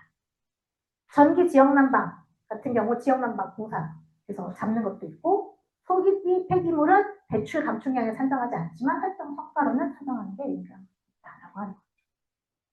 그래서 제가 이제 역촌동에서 잡았을 때 이런 그래프를 만들었고요. 최대 잠재량을 먼저 잡아보고 100% 모든 사람들이 참여했을 때 감축할 수 있는 양이 얼마인가. 모든 옥상에 면적 대 곱하기 해서 태양광을 100%다 깔았을 때 생산하는 양이 얼마인가. 그래서 그걸로 차감하는 양이 얼마인가를 최대치로 잡았는데, 역촌동은 단층주택 중심이지만 사람이 너무 많이 빽빽하게 살고 있고 빈 땅이 거의 없어가지고 최대 잡아야 96%밖에 못 잡기는 했어요. 여튼 그랬을 때 이제 지금 현재 배출하는 양이 11만 6천 톤인데 이것이 2050년이 되면 이제 요만큼 남겠다라고 하는 거고, 줄일 때 5,200톤만 남게 되고, 5,200톤은 어쩔 수 없이 남지만 이거는 이제 서울시랑 국가가 알아서 하라 하고, 교통 부문으로 22,000톤, 재생에너지로 39,000톤, 에너지 절약과 건물 에너지 효율 개선으로 49,000톤을 잡을 수 있겠다라고 하는 일을 잡았습니다. 그리고 이거를 연도별 로드맵을 다 잡아서 매년 몇 개씩 해야 되는지, 건물 몇 개씩 지어야 되는지, 자동차 몇 개씩 없애야 되는지, 사람들이 대중교통으로 얼마나 전환해야 되는지를 매년 목표를 또 잡았어요. 그랬더니 매년 목표를 잡으니까 2030년까지는 33% 정도만 나오긴 하더라고요. 온실가스를 줄일 때에는 이 세 가지 방법을 같이 쓰죠. 에너지를 절약하고 시스템을 변화시켜서 공사하는 거, 그 다음에 태양광, 재생에너지를 늘릴 수 있는 세 가지 방법으로 잡습니다. 먼저 에너지를 절약하는 건, 에너지 효율을 향상시키는 거는 아예 용량을 줄이는 거잖아요. 형광등을 LED로 바꾸는 것처럼 효율 개선을 하는 거 마찬가지고, 절약은 사용 시간을 줄이는 거죠. 부하 관리는 아예 피크를 낮추고 분산시켜서 발전소를 덜 짓게 만드는 거죠. 이것도 이제 효율 개선도 중요하지만요. 그래서 전력 부하가 높은 시간을 피해서 하는 거. 나중에 2050년쯤 되는 미래가 되면 얼마 전에 저희가 이제 기후에너지 시민 모이는 네트워킹 대회에 어떤 분이 오셔가지고 자기 미래 뉴스를 소개를 해주셨는데, 그분이 그런 얘기 하더라고요. 일기예보가 앞으로는 내일 세탁기 돌리기 좋은 시간은 몇 시부터 몇 시입니다. 내일 뭐 하기 좋은 시간, 가전제품 쓰기, 밥하기 좋은 시간은 몇 시부터 몇 시입니다. 이렇게 나올 거라고. 왜냐면 재생에너지가 가능성이 있기 때문에 생산이 많은 시간에 전자제품을 써야 되니까 거기에 맞춰서 일기예보도 나오게 되지 않냐 얘기하고 있고, 그 핀드혼이라고 하는 스코틀랜드의 한 마을에서 150명 정도가 사는 마을이 있는데, 여기서 그 실험을 했어요. 실제로 풍력하고 태양광을 설치해놓고 100% 자립을 할 수 있는 용량을 해놓고, 얘가 이제 핸드폰으로 문자가 오는 거예요. 열심히 지금 세탁기 돌리는, 바람이 많이 불고 있으니 세탁기는 지금 돌리십시오, 이렇게 왔다고 해요. 근데 이게 앞으로는, 그게 그때 얘기 들었을 때는 그걸 언제 다 챙겨갖고 이거 나 밖에 있는데 세탁기는 언제 돌려? 라고 하지만, 앞으로는 이제 AI로 우리가 지금도 가전제품 다 예약 걸어놓을 수 있잖아요. 얘가 자동으로 예약을 걸어서 쓸 수도 있어요. 그러니까 그거를 구글이 이제 24 곱하기 7에서 탄소프리 이제 회사가 되겠다 선언을 했던 게, 그거는 이제 윤석열은 그게 원자력을 쓰겠다는 얘기라고 빡빡 우기지만 거짓말이고요. 실제로는 24시간 동안에 원래 태양광을 설치하면 낮에는 태양광 전기를 쓰고 남는 부분은 한전으로 보냈다가 밤에 전기를 가져다가 쓰고 장부상에서만 더하기 빼기 0을 만들잖아요. 그러지 않고 낮에 전기를 태양광이 전기를 생산하는 시간에 소비를 다 이루고 밤에는 최소화시켜서 밤에 화석연료로부터 전기를 땡겨오는 걸 가장 적게 하는 방식으로 하겠다라고 하는 게 이제 구글이 발표했던 내용이었던 거예요. 재생에너지 끊김없이 들어오게 하겠다. 재생에너지가 생산되는 시간에 맞춰서 소비하겠다. 연료까지 다 탄소프리를 만들겠다라고 하는 계획이었던 거라, 이게 지금은 되게 약간 어이없어 보이지만 저는 현실 가능할 거라고 하고 있습니다. 건물 주거 관련돼서 로드맵을 잡을 때 어떤 게 효과가 있을 거냐라고 했을 때 LED 당연히 교체해야 되죠. 100% LED 교체하는데 절약을 할 때 불끄기 캠페인, 탄소 포인트 가입, 기후행동 기회소득 포인트 가입을 다 통해서 제가 탄소 포인트제 지금 기회소득은 통계가 안 나와서 모르겠지만 환경부에서 운영하는 탄소 포인트 봤더니 경기도 간에 있는 시군에 가입자가 퍼센테이지가 3%, 5%밖에 안 되더라고요. 대부분 가입을 안 하고 있어가지고 가입률을 좀 획기적으로 높이면 좋겠다 싶습니다. 그렇게 해서 이걸 통해서 전기 절약 10%를 만드는 게 목표이고요. 전기는 제가 아까 말씀드렸던 것처럼 이게 여기가 톤으로 전부 다 전부 톤으로 만드느라고 이제 1000kW인데 1kW면 이게 킬로그램이 되면은 이제 1kg 되는 거거든요. 그래서 전기 1메가당 0.4173, 얘가 0.474였다가 0.417로 확 떨어진 거예요. 오씨, 라고 생각했습니다.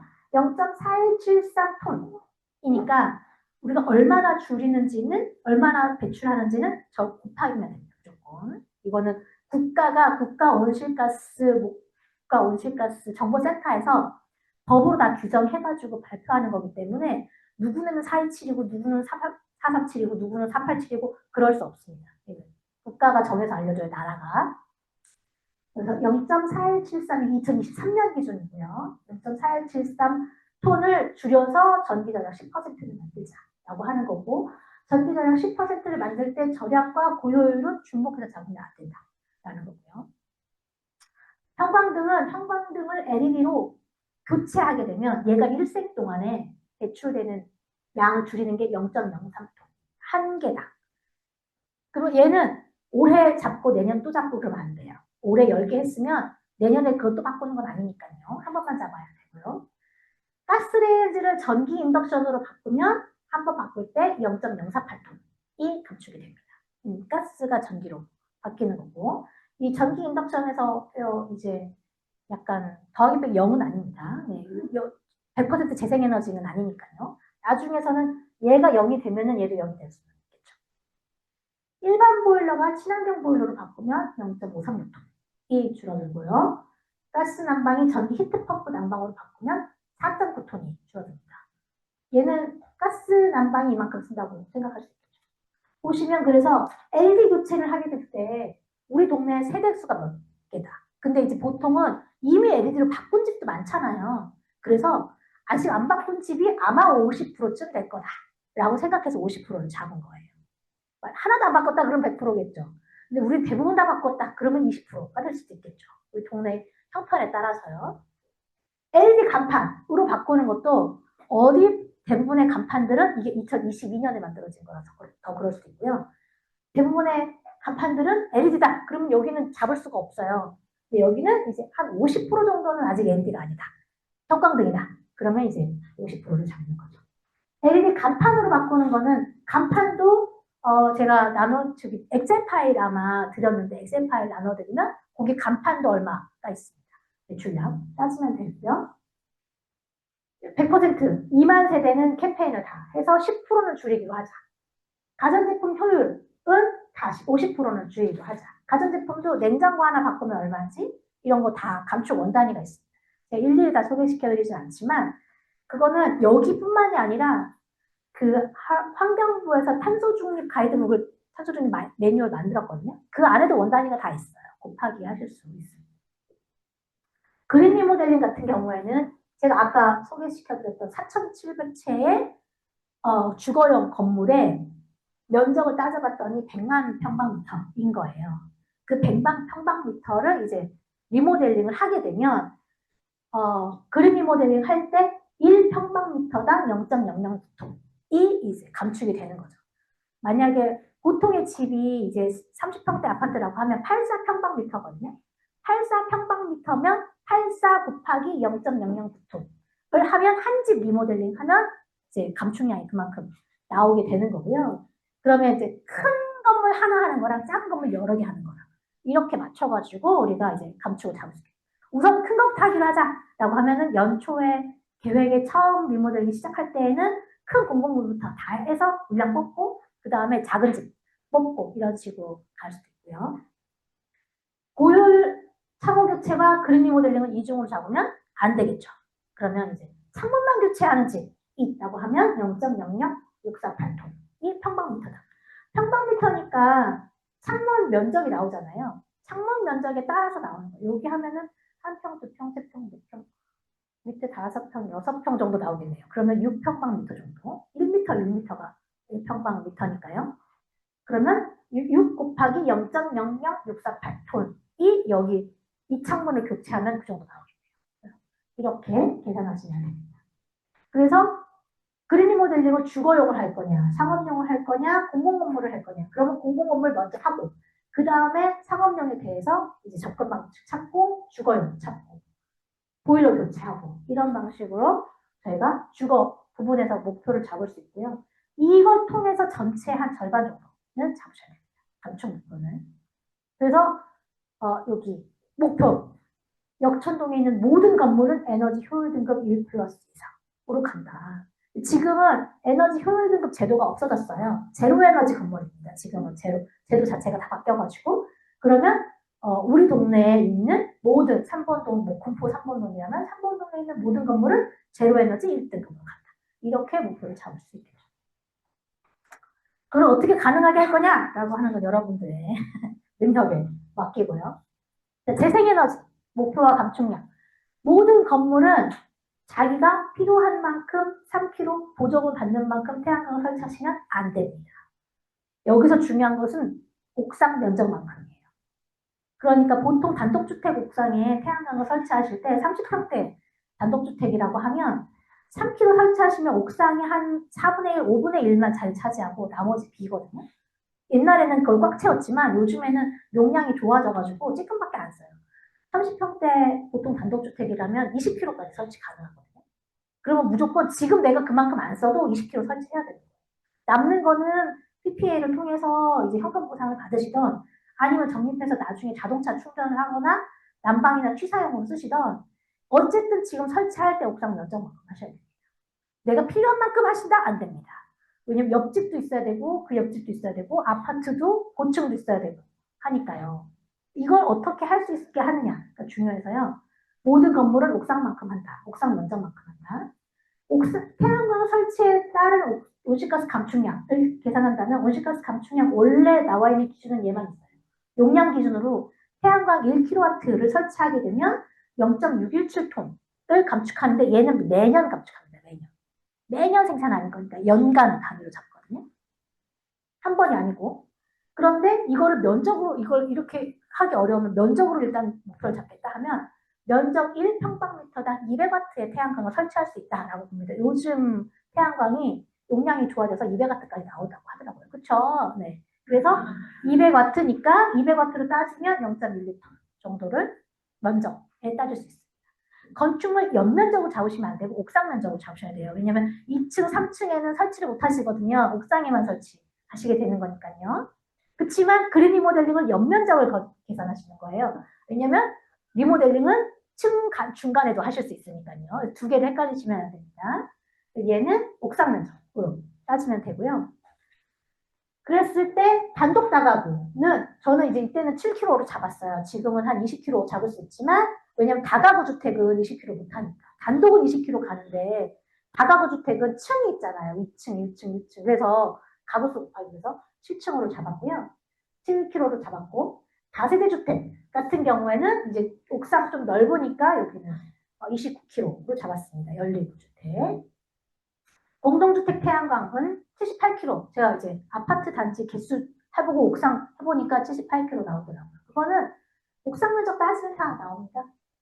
그리고 근린 건물, 공공태양광에다가 난방을 위해서 연료전지 여기는 잡았었는데 여기는 왜냐면 연료전지가 있는 병원이 있어가지고 병원에 연료전지가 있었거든요. 그래서 그거 이제 안 쓰고 꺼놓고 있길래 다시 쓰기로 하자라고 잡긴 했었어요. 그래서 먼저 2021년 기준에서 전기 사용량을 100% 태양광 전기로 생산하기 위해서는 90메가의 태양광 설비가 필요한데 거기에다가 전기차 전환을 할 거잖아요. 전기차 전환을 하게 되면 전기차 한 대당 이제 2kW 정도의 태양광 용량이 필요해요. 그래서 필요한 용량 이만큼 더해야 우리가 필요로 하는 태양광 용량이 나온다라고 하는 거죠. 나중에 난방 전환을 하려면 난방도 여기다 잡아주셔야 되는데 그거는 이제 지금으로서는 계산 원단위가 없어가지고 계산이 복잡해서 이때 당시에 못했는데 제가 앞에 여기 원단이 나오죠. 가스 난방을 전기 히트펌프 난방으로 바꾸는 거. 이 원단이 나오기 때문에 이제는 잡을 수 있어요. 교통 부분에서도 교통 부분에 모든 자가용의 주행거리 일단 30% 감축하는 걸 목표로 잡았습니다. 자가용 주행거리 30% 감축한다는 것은 한 자동차를 30% 덜 탄다라고 하는 의미도 있을 수 있지만 자가용 대수가 30% 줄어들면 주행거리가 줄어드는 거예요. 이 주행거리 통계가 나오거든요. 총 주행거리 통계가 국가 통계 포털에 다 나오기 때문에 이걸 잡을 수 있어요. 네, 이거는 이제 통계를 어떻게 주행거리를 잡아? 그렇지만 나온다. 이건 통계를 국가가 부여하고 있다라고 하는 거고요. 그리고 자동차를 이용 행태, 자가용 이거 보통 버스 타는 사람이 나 버스 이번에도 버스 탔어라고 하면 감축량을 잡으시면 돼요, 안 돼요? 안 돼요. 버스 타던 사람이 버스 계속 타는 건 감축량이 아닙니다. 자가용 타던 사람이 자가용 안 타고 버스를 타야 감축량입니다. 그래서 원래 친환경적인 생활을 하시는 분은 감축에 별로 기여하시지 않아요. 막 쓰시던 분들이 이제 행동의 변화를 개과천선했을 때 감축량에 기여하시게 됩니다. 그래서 자가용 이용자가 대중교통을 이용하게 되면 0.06, 16757이라고 하는 이제 감축량이 나오고요. 승용차 요율제 실천은 승용차 요율제에 가입해서 일주일에 한 번씩 자동차를 안 타기로 약속을 하면 감축량을 잡으면 돼요, 안 돼요? 안 돼요. 약속을 한 것은 감축이 아닙니다. 실천을 해야 감축입니다. 근데 우리나라 탄소중립 계획은 다 약속을 하면 다 감축으로 잡아서 목표 달성을 100% 했는데도 온실가스 배출량이 늘어나는 결과를 계속 우리가 맞이하고 있죠. 그래서 약속한 것으로는 감축이 아니다. 실천한 것이 감축이다 라고 하는 거고 요율제를 실천하면 0.279가 되는 거고요. 실천했는지 안 했는지 어떻게 알 수 있느냐? 아예 주차장에 못 들어오게 하면 됩니다. 공공기관이든 어떤 다중이용시설에 원천적으로 봉쇄하면 되고요. 그럼 그 사람들이 대중교통을 타고 혹은 자전거를 타고 왔다고 하는 게 확인이 되면 되겠죠. 그리고 요즘에는 그것도 있잖아요. 승용차 주행거리에 따라서 보험료를 내거나 하는 게 많죠. 주행거리 사진 찍어가지고 하는. 네. 그런 식으로 하면은 감축이 줄어드는 게 확인이 되겠죠. 경유차, 만약에 우리가 배출권을 우리 동네에서 거래하기로 한다. 그래가지고 1톤 줄이면 얼마씩 보상하기로 한다. 그러면 주행거리 사진 갖고 오면 우리가 계산해가지고 전기 절약 해가지고 갖고 오면 보상해가지고 배출권 주고 이럴 수는 있을 것 같아요. 그럼 재미있지 않을까요? 우리 동네는 톤당 10만 원 하기로 하자. 그러면 좋은데 유럽이 톤당 10만 원인데 우리나라 8천 원이거든요. 그러면 우리 유럽 기준으로 하기로 하자. 그래서 톤당 10만 원 딱 보상 걸고서 감축해서 갖고 오세요. 그래서 전기요금 고지서 가져오고 자동차 주행거리 가져오고 좋겠죠. 네. 그래서 경유차를 전기차로 바꾸면 1.18대. 이거 대당 휘발유차를 전기차로 바꾸면 0.9가 됩니다. 얘도 이제 매년 하는 걸로. 왜냐면 연료를 전환하는 거기 때문에.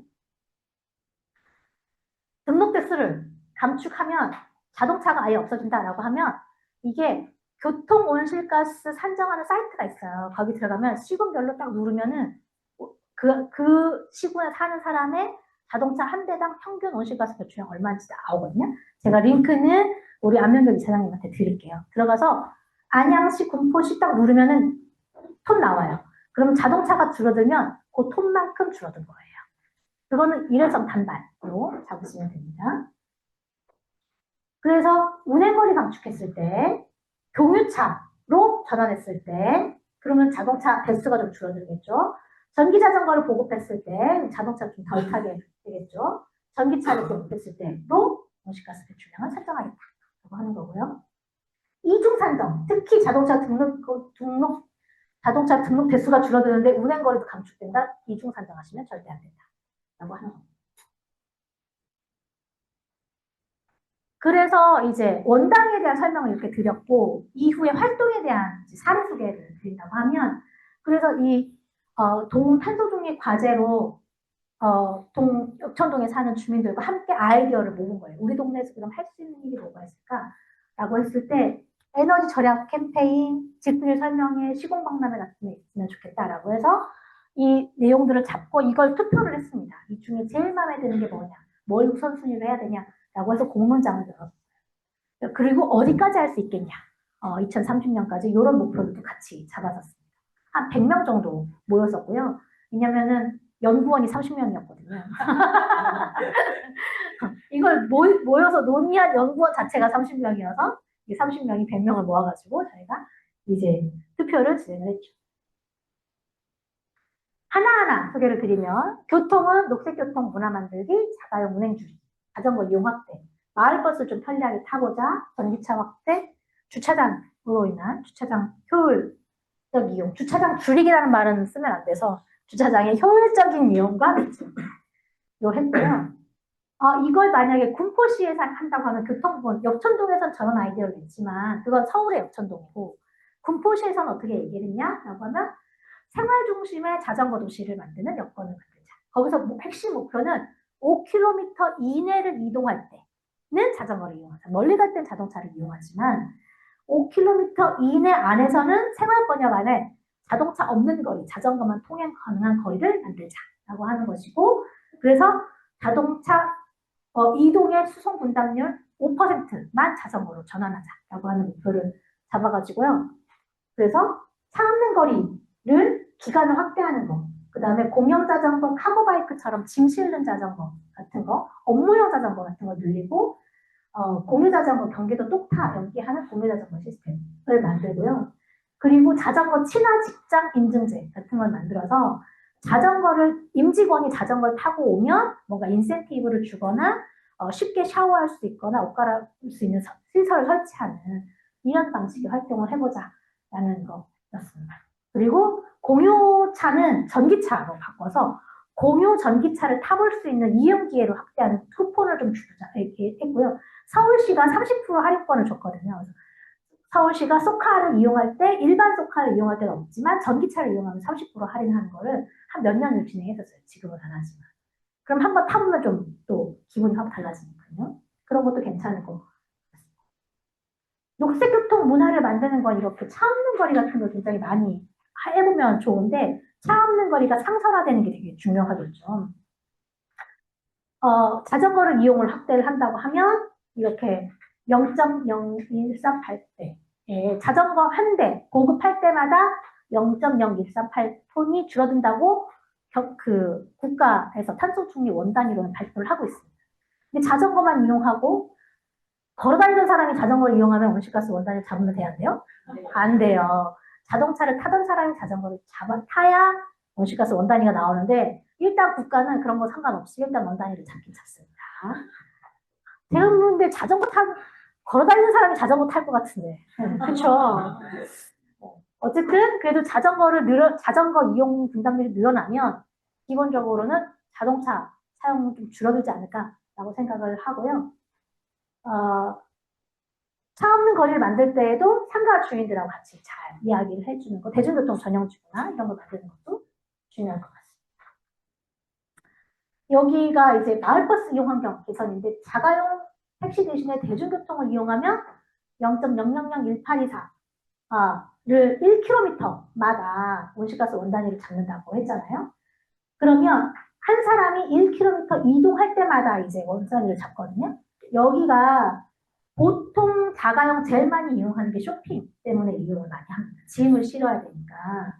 그래서 저는 이제 셔틀버스를 운영하는 것도 괜찮고요. 지금은 마을버스나 택시와의 문제 때문에 셔틀을 다 금지시키기도 하는데, 대형 쇼핑센터가 셔틀을 이용하거나 아니면 카고바이크라고 해서 짐 실는 자전거를 이용하거나, 여기 좀 무겁더라도 배달을 저는 시켜도 괜찮겠다. 전기 오토바이로 배달하는 배달 업체들이 많이 늘어나면 좋겠다 싶고, 쇼핑은 여기는 마을버스 승차 지원 서비스라고 해서 시장 보러 갔을 때 차 안 가지고 가면 10,000원당 승차권 한 장씩 주는 프로그램을 강서구청에서 진행을 했었어요. 처음에 한 개의 시장만 진행을 했다가 전통시장 상인들이 너무 이제 약간 호응이 좋아가지고 5개 시장으로 늘어났고 확대되고 있는 중입니다. 괜찮죠. 그러면 시장도 살고 버스도 살고 좋은 방식인 것 같고요.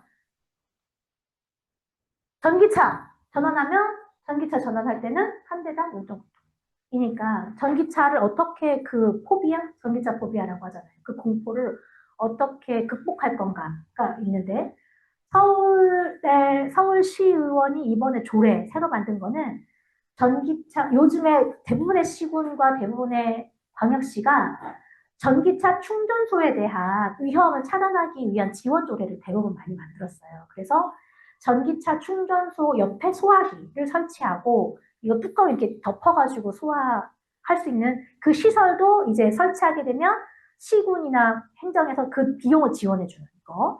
그 다음에 이제 옆에 확산을 막기 위해서 자동차 전기차 충전 시설은 출입구에 가까운 곳에 설치하게 하는 거.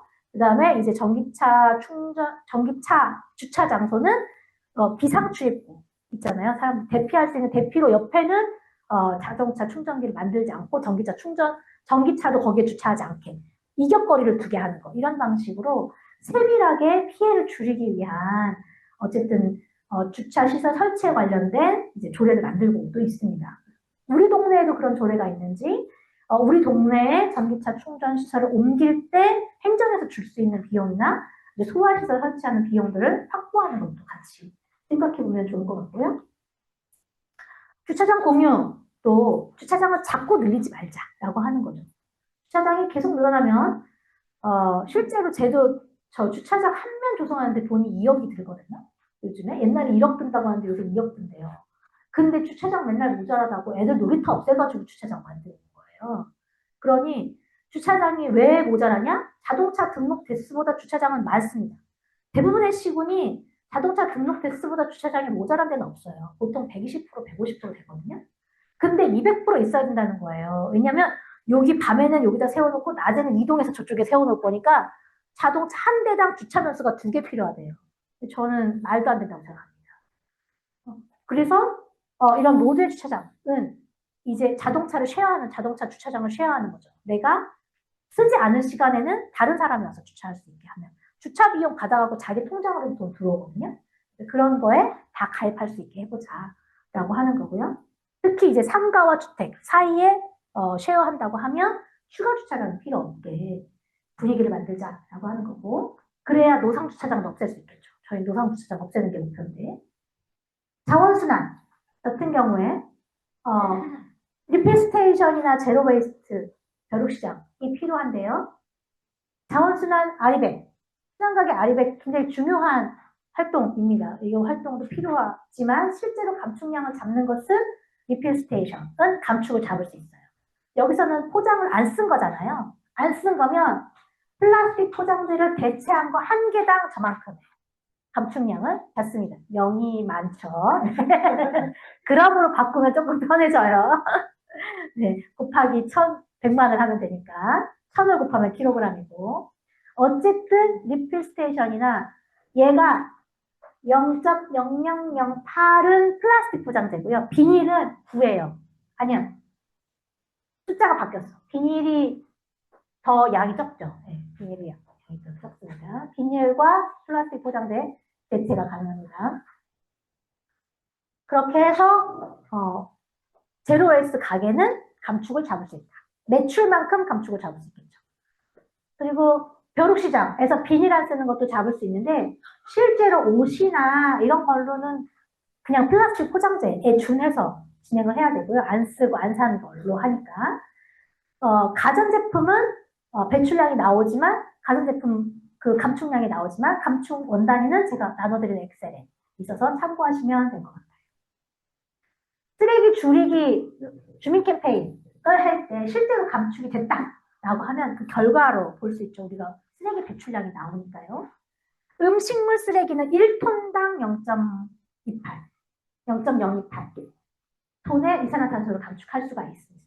음식물 쓰레기가 폐비화를 하거나 사료화를 하거나 다 메탄이 나오기 때문에 얘가 발생량이 되게 많아요. 그래서 음식물 쓰레기를 줄이는 것은 온실가스를 감축하는 데 굉장히 중요하다라고 하는 거고요. 그렇지만 어쨌든 톤 단위이기 때문에 양은 많지는 않습니다. 보통 기초지자체에서 온실가스 배출량을 산정하게 되면 전체 배출량의 한 50%, 40%에서 50% 정도가 전기 때문에 나오고요. 자동차로 인한 게 한 40% 정도는 자동차로 인해서 나옵니다. 그래서 쓰레기로 나오는 거는 2%, 3% 정도 나와요. 농업으로도 한 2, 3% 나오고. 그래서 이제 보통은 다 90% 이상은 또 수송과 자동차 연료와 난방과 전기 때문에 나오기 때문에 얘 굉장히 열심히 해도 전체 배출량에서 한 3% 줄이게 됩니다. 종이팩을 재활용을 하게 되면 종이팩도 1톤당 요만큼의 배출을 하게 되니까, 감축을 하게 되니까, 이거는 제가 이거 알려드리는 건 제가 여러 차례 강조드렸죠. 우리 지역의 탄소 감축에 도움이 되는 것은 아니지만 활동의 성과를 측정해서 주민들에게 약간 이제 기분 좋게 효능감을 주는, 활동의 효능감을 주는 데는 도움이 되고, 이 활동의 효능감을 통해서 여기가 0.0028인데 아까 자동차 한 대 바꾸면 얼마라고요? 2톤. 네. 그리고 태양광 하나 하면 0.6톤을 매년. 그리고 이제 그 보일러 하나 전기로 다 바꾸면 4톤. 이렇게 나오는 거니까 0.0028이랑 비교하시면 한 번에 하시죠, 한 번에. 이렇게 할 수 있는 거죠. 아까 플라스틱 이거 0.001 이거 하시느니 태양광 한 번에 하시죠, 한 번에. 이럴 수 있는 거죠. 숫자를 비교해서 큰 숫자대로 우리가 큰 숫자부터 하자. 이렇게 얘기하는 거고요. 종량제를 줄여도 이 정도가 나오게 됩니다. 건물 주거, 이제 큰 숫자가 나오는 건 여기죠. 큰 숫자는. 큰 숫자는 여기서 나오게 되는 거고, 집을 고치려면 집 고치는 게 쉬운 일은 아닙니다. 사람들이 도대체 어디서부터 어떻게 손을 대야 될지 모르잖아요. 그리고 고친 집을 봐야 원래 이사를 해도 약간 보는 집 있죠. 이렇게 보러 가는 집 있잖아요. 모델하우스. 그런 게 있어야지 좀 우리가 이제 쉽게 마음을 내잖아요. 그래서 마을에서의 동 단위에서의 보러 가는 집은 공공건물이 돼야 돼요. 공공건물이 제로에너지 건물이 돼서 그 제로에너지 건물이 요소가 어떻게 되는지를 확인을 해야 사람들이 마음을 쉽게 낼 것 같고요. 동네 안에서라고 하면 이렇게 찾아가는 집수리 마을 설명회, 탄소 중립 집수리 동네 시공 박람회. 그래서 이거 창문이랑 벽돌이랑 가지고 부스 차리는 거예요. 그래서 와서 상담도 받고 계약도 하고 태양광도 장난감 패널 말고 500W짜리 패널 들고 가서 이 500W짜리 패널 이 정도 크기구나 보고 계약하게. 이렇게 할 수 있는 게 저는 필요하다고 생각하고요. 이런 걸 동네 축제에 연결시켜서 했으면 좋겠다. 이것 때문에 나오진 않으니까. 원래 제로웨이스트 벼룩시장 열면 그 옆에 부스 하나 더 차리는 거죠. 그러면 창호회사랑 창호 대리점, LED 대리점에서 부스 차려가면 좋아할 거예요. 공짜로 나올 겁니다. 네. 협동조합도 기꺼이 공짜로 나갈 거잖아요. 패널 들고. 영업의 기회니까요. 그렇게 연결시켜서 했으면 좋겠다라고 하는 거고, 마을 설명회, 또 설명회 동네에 가서 이제 동사무소에 하루씩 앉아가지고 한 달에 하루씩은 이 동사무소에서 우리가 설명하겠다 하면 건축회사들 설명도 하고 이런 게 있었으면 좋겠습니다. 그린 리모델링 패키지는 어차피 요새 재개발 재건축 많으니까 재개발 재건축 할 때 그런 재개발 재건축 주민 대책위한테 정비사업 설명회 할 때 교육 안에 이런 것도 같이 넣어서 리모델링도 할 수 있고 태양광도 할 수 있게 이런 방법도 있다라고 하는 교육이 이루어졌으면 좋겠다 그런 거고요. 원스톱 서비스라고 해서 이거는 행정에서 할 수 있는 거지만 토탈 서비스, 원스톱 행정 토탈 서비스가 제공이 되면 좋겠고 그린 리모델링 사례가 많으면 좋겠죠. 그린 리모델링 사례들이 많으면 좋겠고 공공건물 할 때는 주민들이 함께 참여하고 의견 내고 과정을 확인할 수 있게 해주면 좋겠다라고 하는 거고 아파트 같은 경우는 장기수선 계획 안에 어떻게 장기수선 할 때 탄소 중립해서 에너지 절약하는 것까지 같이 요소서 외벽 색칠만 하는 게 아니라 외벽 색칠할 때 차열 페인트로 색칠하게 되면 에너지 사용량이 줄어드니까 약간 비용을 더 내더라도 그럼 에너지 비용이 얼마나 줄어들 수 있는지 같이 확인할 수 있으면 훨씬 좋겠다라고 하는 거고요. 저희 지금 그 엑셀 파일에 차열 페인트 칠하면 감축량이 얼마나 되는지 원단이 있어요. 그리고 소규모 리모델링을 지원하는 것도 확대했으면 좋겠다라고 하는 거고요.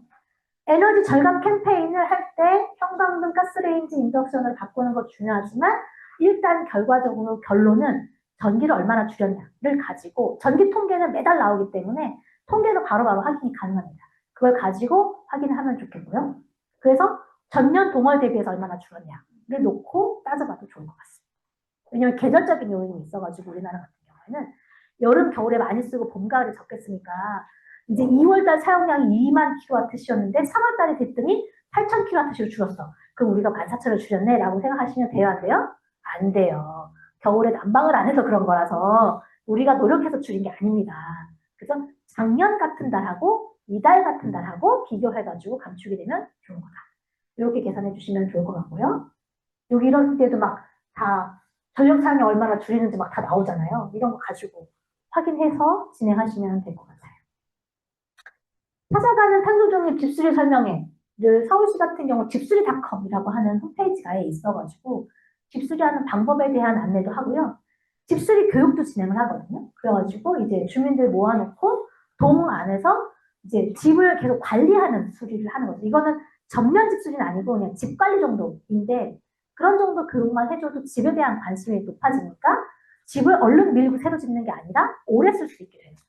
그러면 제가 처음에 말씀드렸던 철근 시멘트 사용량을 좀 줄이는 방식이 될 수 있는 거라서요. 그리고 이제 건물 에너지 효율업에서 이렇게 여기는 전주에너지센터에서 건물 에너지 줄이는 것만 교육과정 운영하기도 했거든요. 전주에너지센터, 서울시의 집수리닷컴 이런 데 참고하시면 매뉴얼도 있고 사례도 있고 효과도 있고 많은 자료가 있을 겁니다. 여기가 이제 제가 영국에 가서 봤던 이제 약간 전시 공간이에요. 영국에는 직원들이 돈을 모은 협동조합 형식으로 전시 공간을 운영을 하고 있는데요. 우리나라도 그 건물 녹색 건축 대전 이렇게 해서 1년에 한 번씩 하우징 페어를 하잖아요.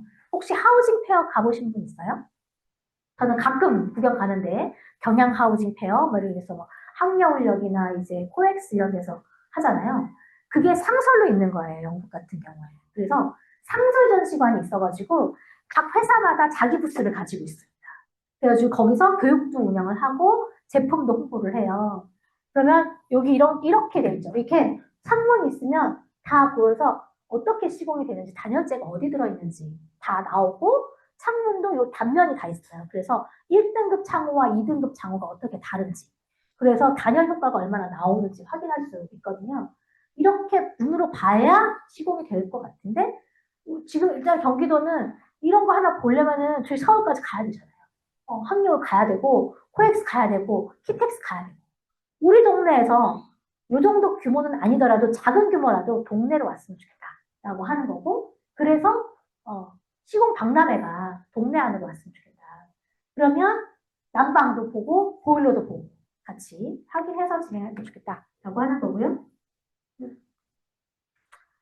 녹지 조성하는 거, 이렇게 골목에 녹지를 조성하는 거. 아까 우리가 노상주차장을 없애는 게 우리 목표라고 했잖아요.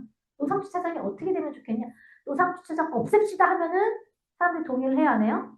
안 하겠죠, 절대. 하단을 만듭시다. 이렇게 되는 거죠. 여기 대신에 요 불법 주차하는 곳 혹은 거주자 주차 우선 주차장 우리가 자동차 한 대가 없어지면 한 평의 녹지가 살아날 수가 있는 거라서 이렇게 녹지로 바꾸면 녹지 화단 조성 1평방미터당 0.0073의 온실가스 감축량이 있는 것이고 나무를 심으면 나무 한 그루당 0.0024톤의 온실가스 감축량이 있는 겁니다. 재생에너지는 누구나 다 쉽게 여기는 뭐 금포의원 협동조합으로 오시면 되고요. 금포의원 협동조합에서 상담을 나가시면 되죠. 동사무소로 상담을 나가시면 되고 동네 탄소중립 계획을 세울 때 여기 협동조합에서 일주일에 하루씩 매주 수요일은 여기 와서 상담을 받기로 하자라고 하는 걸 합의해 주시면 자동으로 해결될 것 같고요. 네. 그 인건비를 주셔야 되니까 계약이 성사 안 되면은 몇만 원을 주기로 하자 뭐 이런 거. 계약이 성사되면 그걸로 해결하기로 하자 뭐 이렇게 한다든지 이럴 수 있을 것 같고요. 그래서 그리고 잘 설치한 사람의 효과를 잘 홍보하면 좋겠다라고 해가지고 사례가 충분할수록 좋습니다. 사람들은 객관적인 숫자보다 옆 사람의 감상을 훨씬 더 신뢰하는 경우가 있어요. 그러면 그 사람의 자랑할 수 있는 기회들을 계속 만들어주자라고 하는 거고요. 리모델링 할 때 태양광을 같이 묶어서 하는 게 훨씬 더 좋습니다. 왜냐하면 사람들이 싫다고 하는 게 누수되면 어떻게 해요? 그러면 옥상 방수랑 태양광을 같이 해요. 그래서 서울시 같은 경우 도시재생 사업을 할 때 태양광을 설치하는 사람은 옥상 방수 비용을 공짜로 들고 있어요. 그게 도시재생 사업비였거든요. 그리고 태양광을 설치할 때 밑에 캐노피라고 해서 의자를 놓고 사람들이 고기 구워 먹을 수 있게 태양광이 지붕이 되게 해줬어요. 그래서 테이블과 의자를 설치를 해줬거든요. 그렇게 시공을 해서 사람들이 태양광을 혐오시설이 아니라 뭔가 굉장히 이로운 것을 만드는 이런 사업을 하기도 했었습니다. 그래서 했던 게 있으니까 할 수 있다. 사례가 있습니다. 사례가. 태양광 홍보관이 여기가 이제 에너지 거점 센터인데 태양광은 이제 태양광 자동차 홍보는 그만하자. 태양광 미니 장난감 자동차는 그만하자. 실물 가지고 하자라고 하는 거고요. 들고 다니기 힘드시겠지만 이제 한 100와트 정도는 들고 다닐 수 있습니다. 얼마 무겁지 않아요. 제가 그 덴마크 갔을 때 인상적이었던 건 덴마크 3대 섬에서 태양광 홍보를 하는데 태양광 패널이 있는데 옆에서 우리나라는 태양광 패널 있으면 보통 장난감이나 분수하거든요. 거기는 드릴을 돌리더라고요. 누르면 드릴이 돌아가요. 그러니까 되게 직관적으로 아 이게 집에 붙이는 설비구나 이런 생각이 드는 거예요. 애들 장난감이 아니라. 그래서 저도 그래서 이제는 태양광 홍보는 우리 드릴을 돌리기로 하자 이렇게 이야기합니다. 이게 장비다 이게. 그래서 그런 식의 느낌을 주는 게 되게 중요한 것 같아요. 그리고 상담센터 여기가 이제 전주시 에너지센터인데요. 전주시 에너지센터 홈페이지 한번 가보시면 거기서 하는 활동 내용 중에 참고하실 게 많으실 것 같아요. 여기 참고하셔서 해보시면 좋겠고 태양광 생산량이나 설치 용량, 잠재량은 나중에 경기 기후 플랫폼 활용 방법 배우실 때 충분히 배우실 것 같아서 저는 쉽게 쓰실 수 있을 것 같고 사례 옥상 태양광 같은 경우에 여기가 이제 동대문에 있는 아파트인데요. 동대문구에 있는 브라운스톤 아파트가 설치했더니 이렇게 차감이 실제로 됐습니다. 그래서 시뮬레이션은 경기의 기후 에너지 플랫폼, 기후 플랫폼을 통해서 시뮬레이션을 해볼 수 있고 내 아파트의 시뮬레이션 다 해보지만 사례는 인터넷 검색하시면 엄청 많이 나오고요. 여기에 아파트 관리소장이나 입대 회장님 불러가지고 사례 발표 들으시면 또 풍부한 이야기를 들으실 수 있을 테니까 그렇게 들으시면서 좀 약간 감성적으로 다가가시는 것도 좋을 것 같아요. 중요한 것은 도로가 녹지가 되는 것처럼 주차장이 공원이 되는 것처럼 아파트의 옥상에 태양광을 설치하는 것처럼 이 모든 것은 다 공동의 동의가 필요한 일입니다. 한 사람의 힘으로 안 되는 거고 결사반대하는 사람 한 명 있어요. 그 결사반대하는 한 사람이 있으면 무조건 안 되는데 그 결사반대하는 한 사람의 의견을 따르는 게 아니라 그 사람이 어떻게 하면 다른 사람들이 너 결사반대 해봐야 우리는 할 거야 라는 식으로 갈 수 있을지 그거를 저는 그거 너무 불합리한 것 같아요. 99명이 찬성하는데 한 명이 반대한다고 안 하는 거 너무 불합리한 것 같아요. 그러면 그 한 사람을 존중하느라고 99명은 의견이 묵살되는 거잖아요. 근데 대부분의 많은 지역이 그렇거든요. 그래서 그걸 어떻게 합의할 건가 같이 생각해 봐 주시면 좋겠고 마지막 이제 두 페이지인데 그러면 우리가 세운 비전이 현실이 되려면 우리가 뭐부터 시작해야 되지? 사람들은 뭘 알아야 되지? 사람들이 뭘 믿어야 되지? 그거를 같이 생각해 보시면서 활동 계획이 수립되면 좋겠고 이걸로 영향을 받을 사람은 누군가? 이게 진행되면 그 변화를 우리가 어떻게 확인할 수 있을까? 그리고 우리가 필요로 하는 모든 걸 사실은 우리가 다 가지고 있다. 라는 마음으로 계획이 수립이 되면 좋겠습니다. 저의 이야기는 여기가 끝.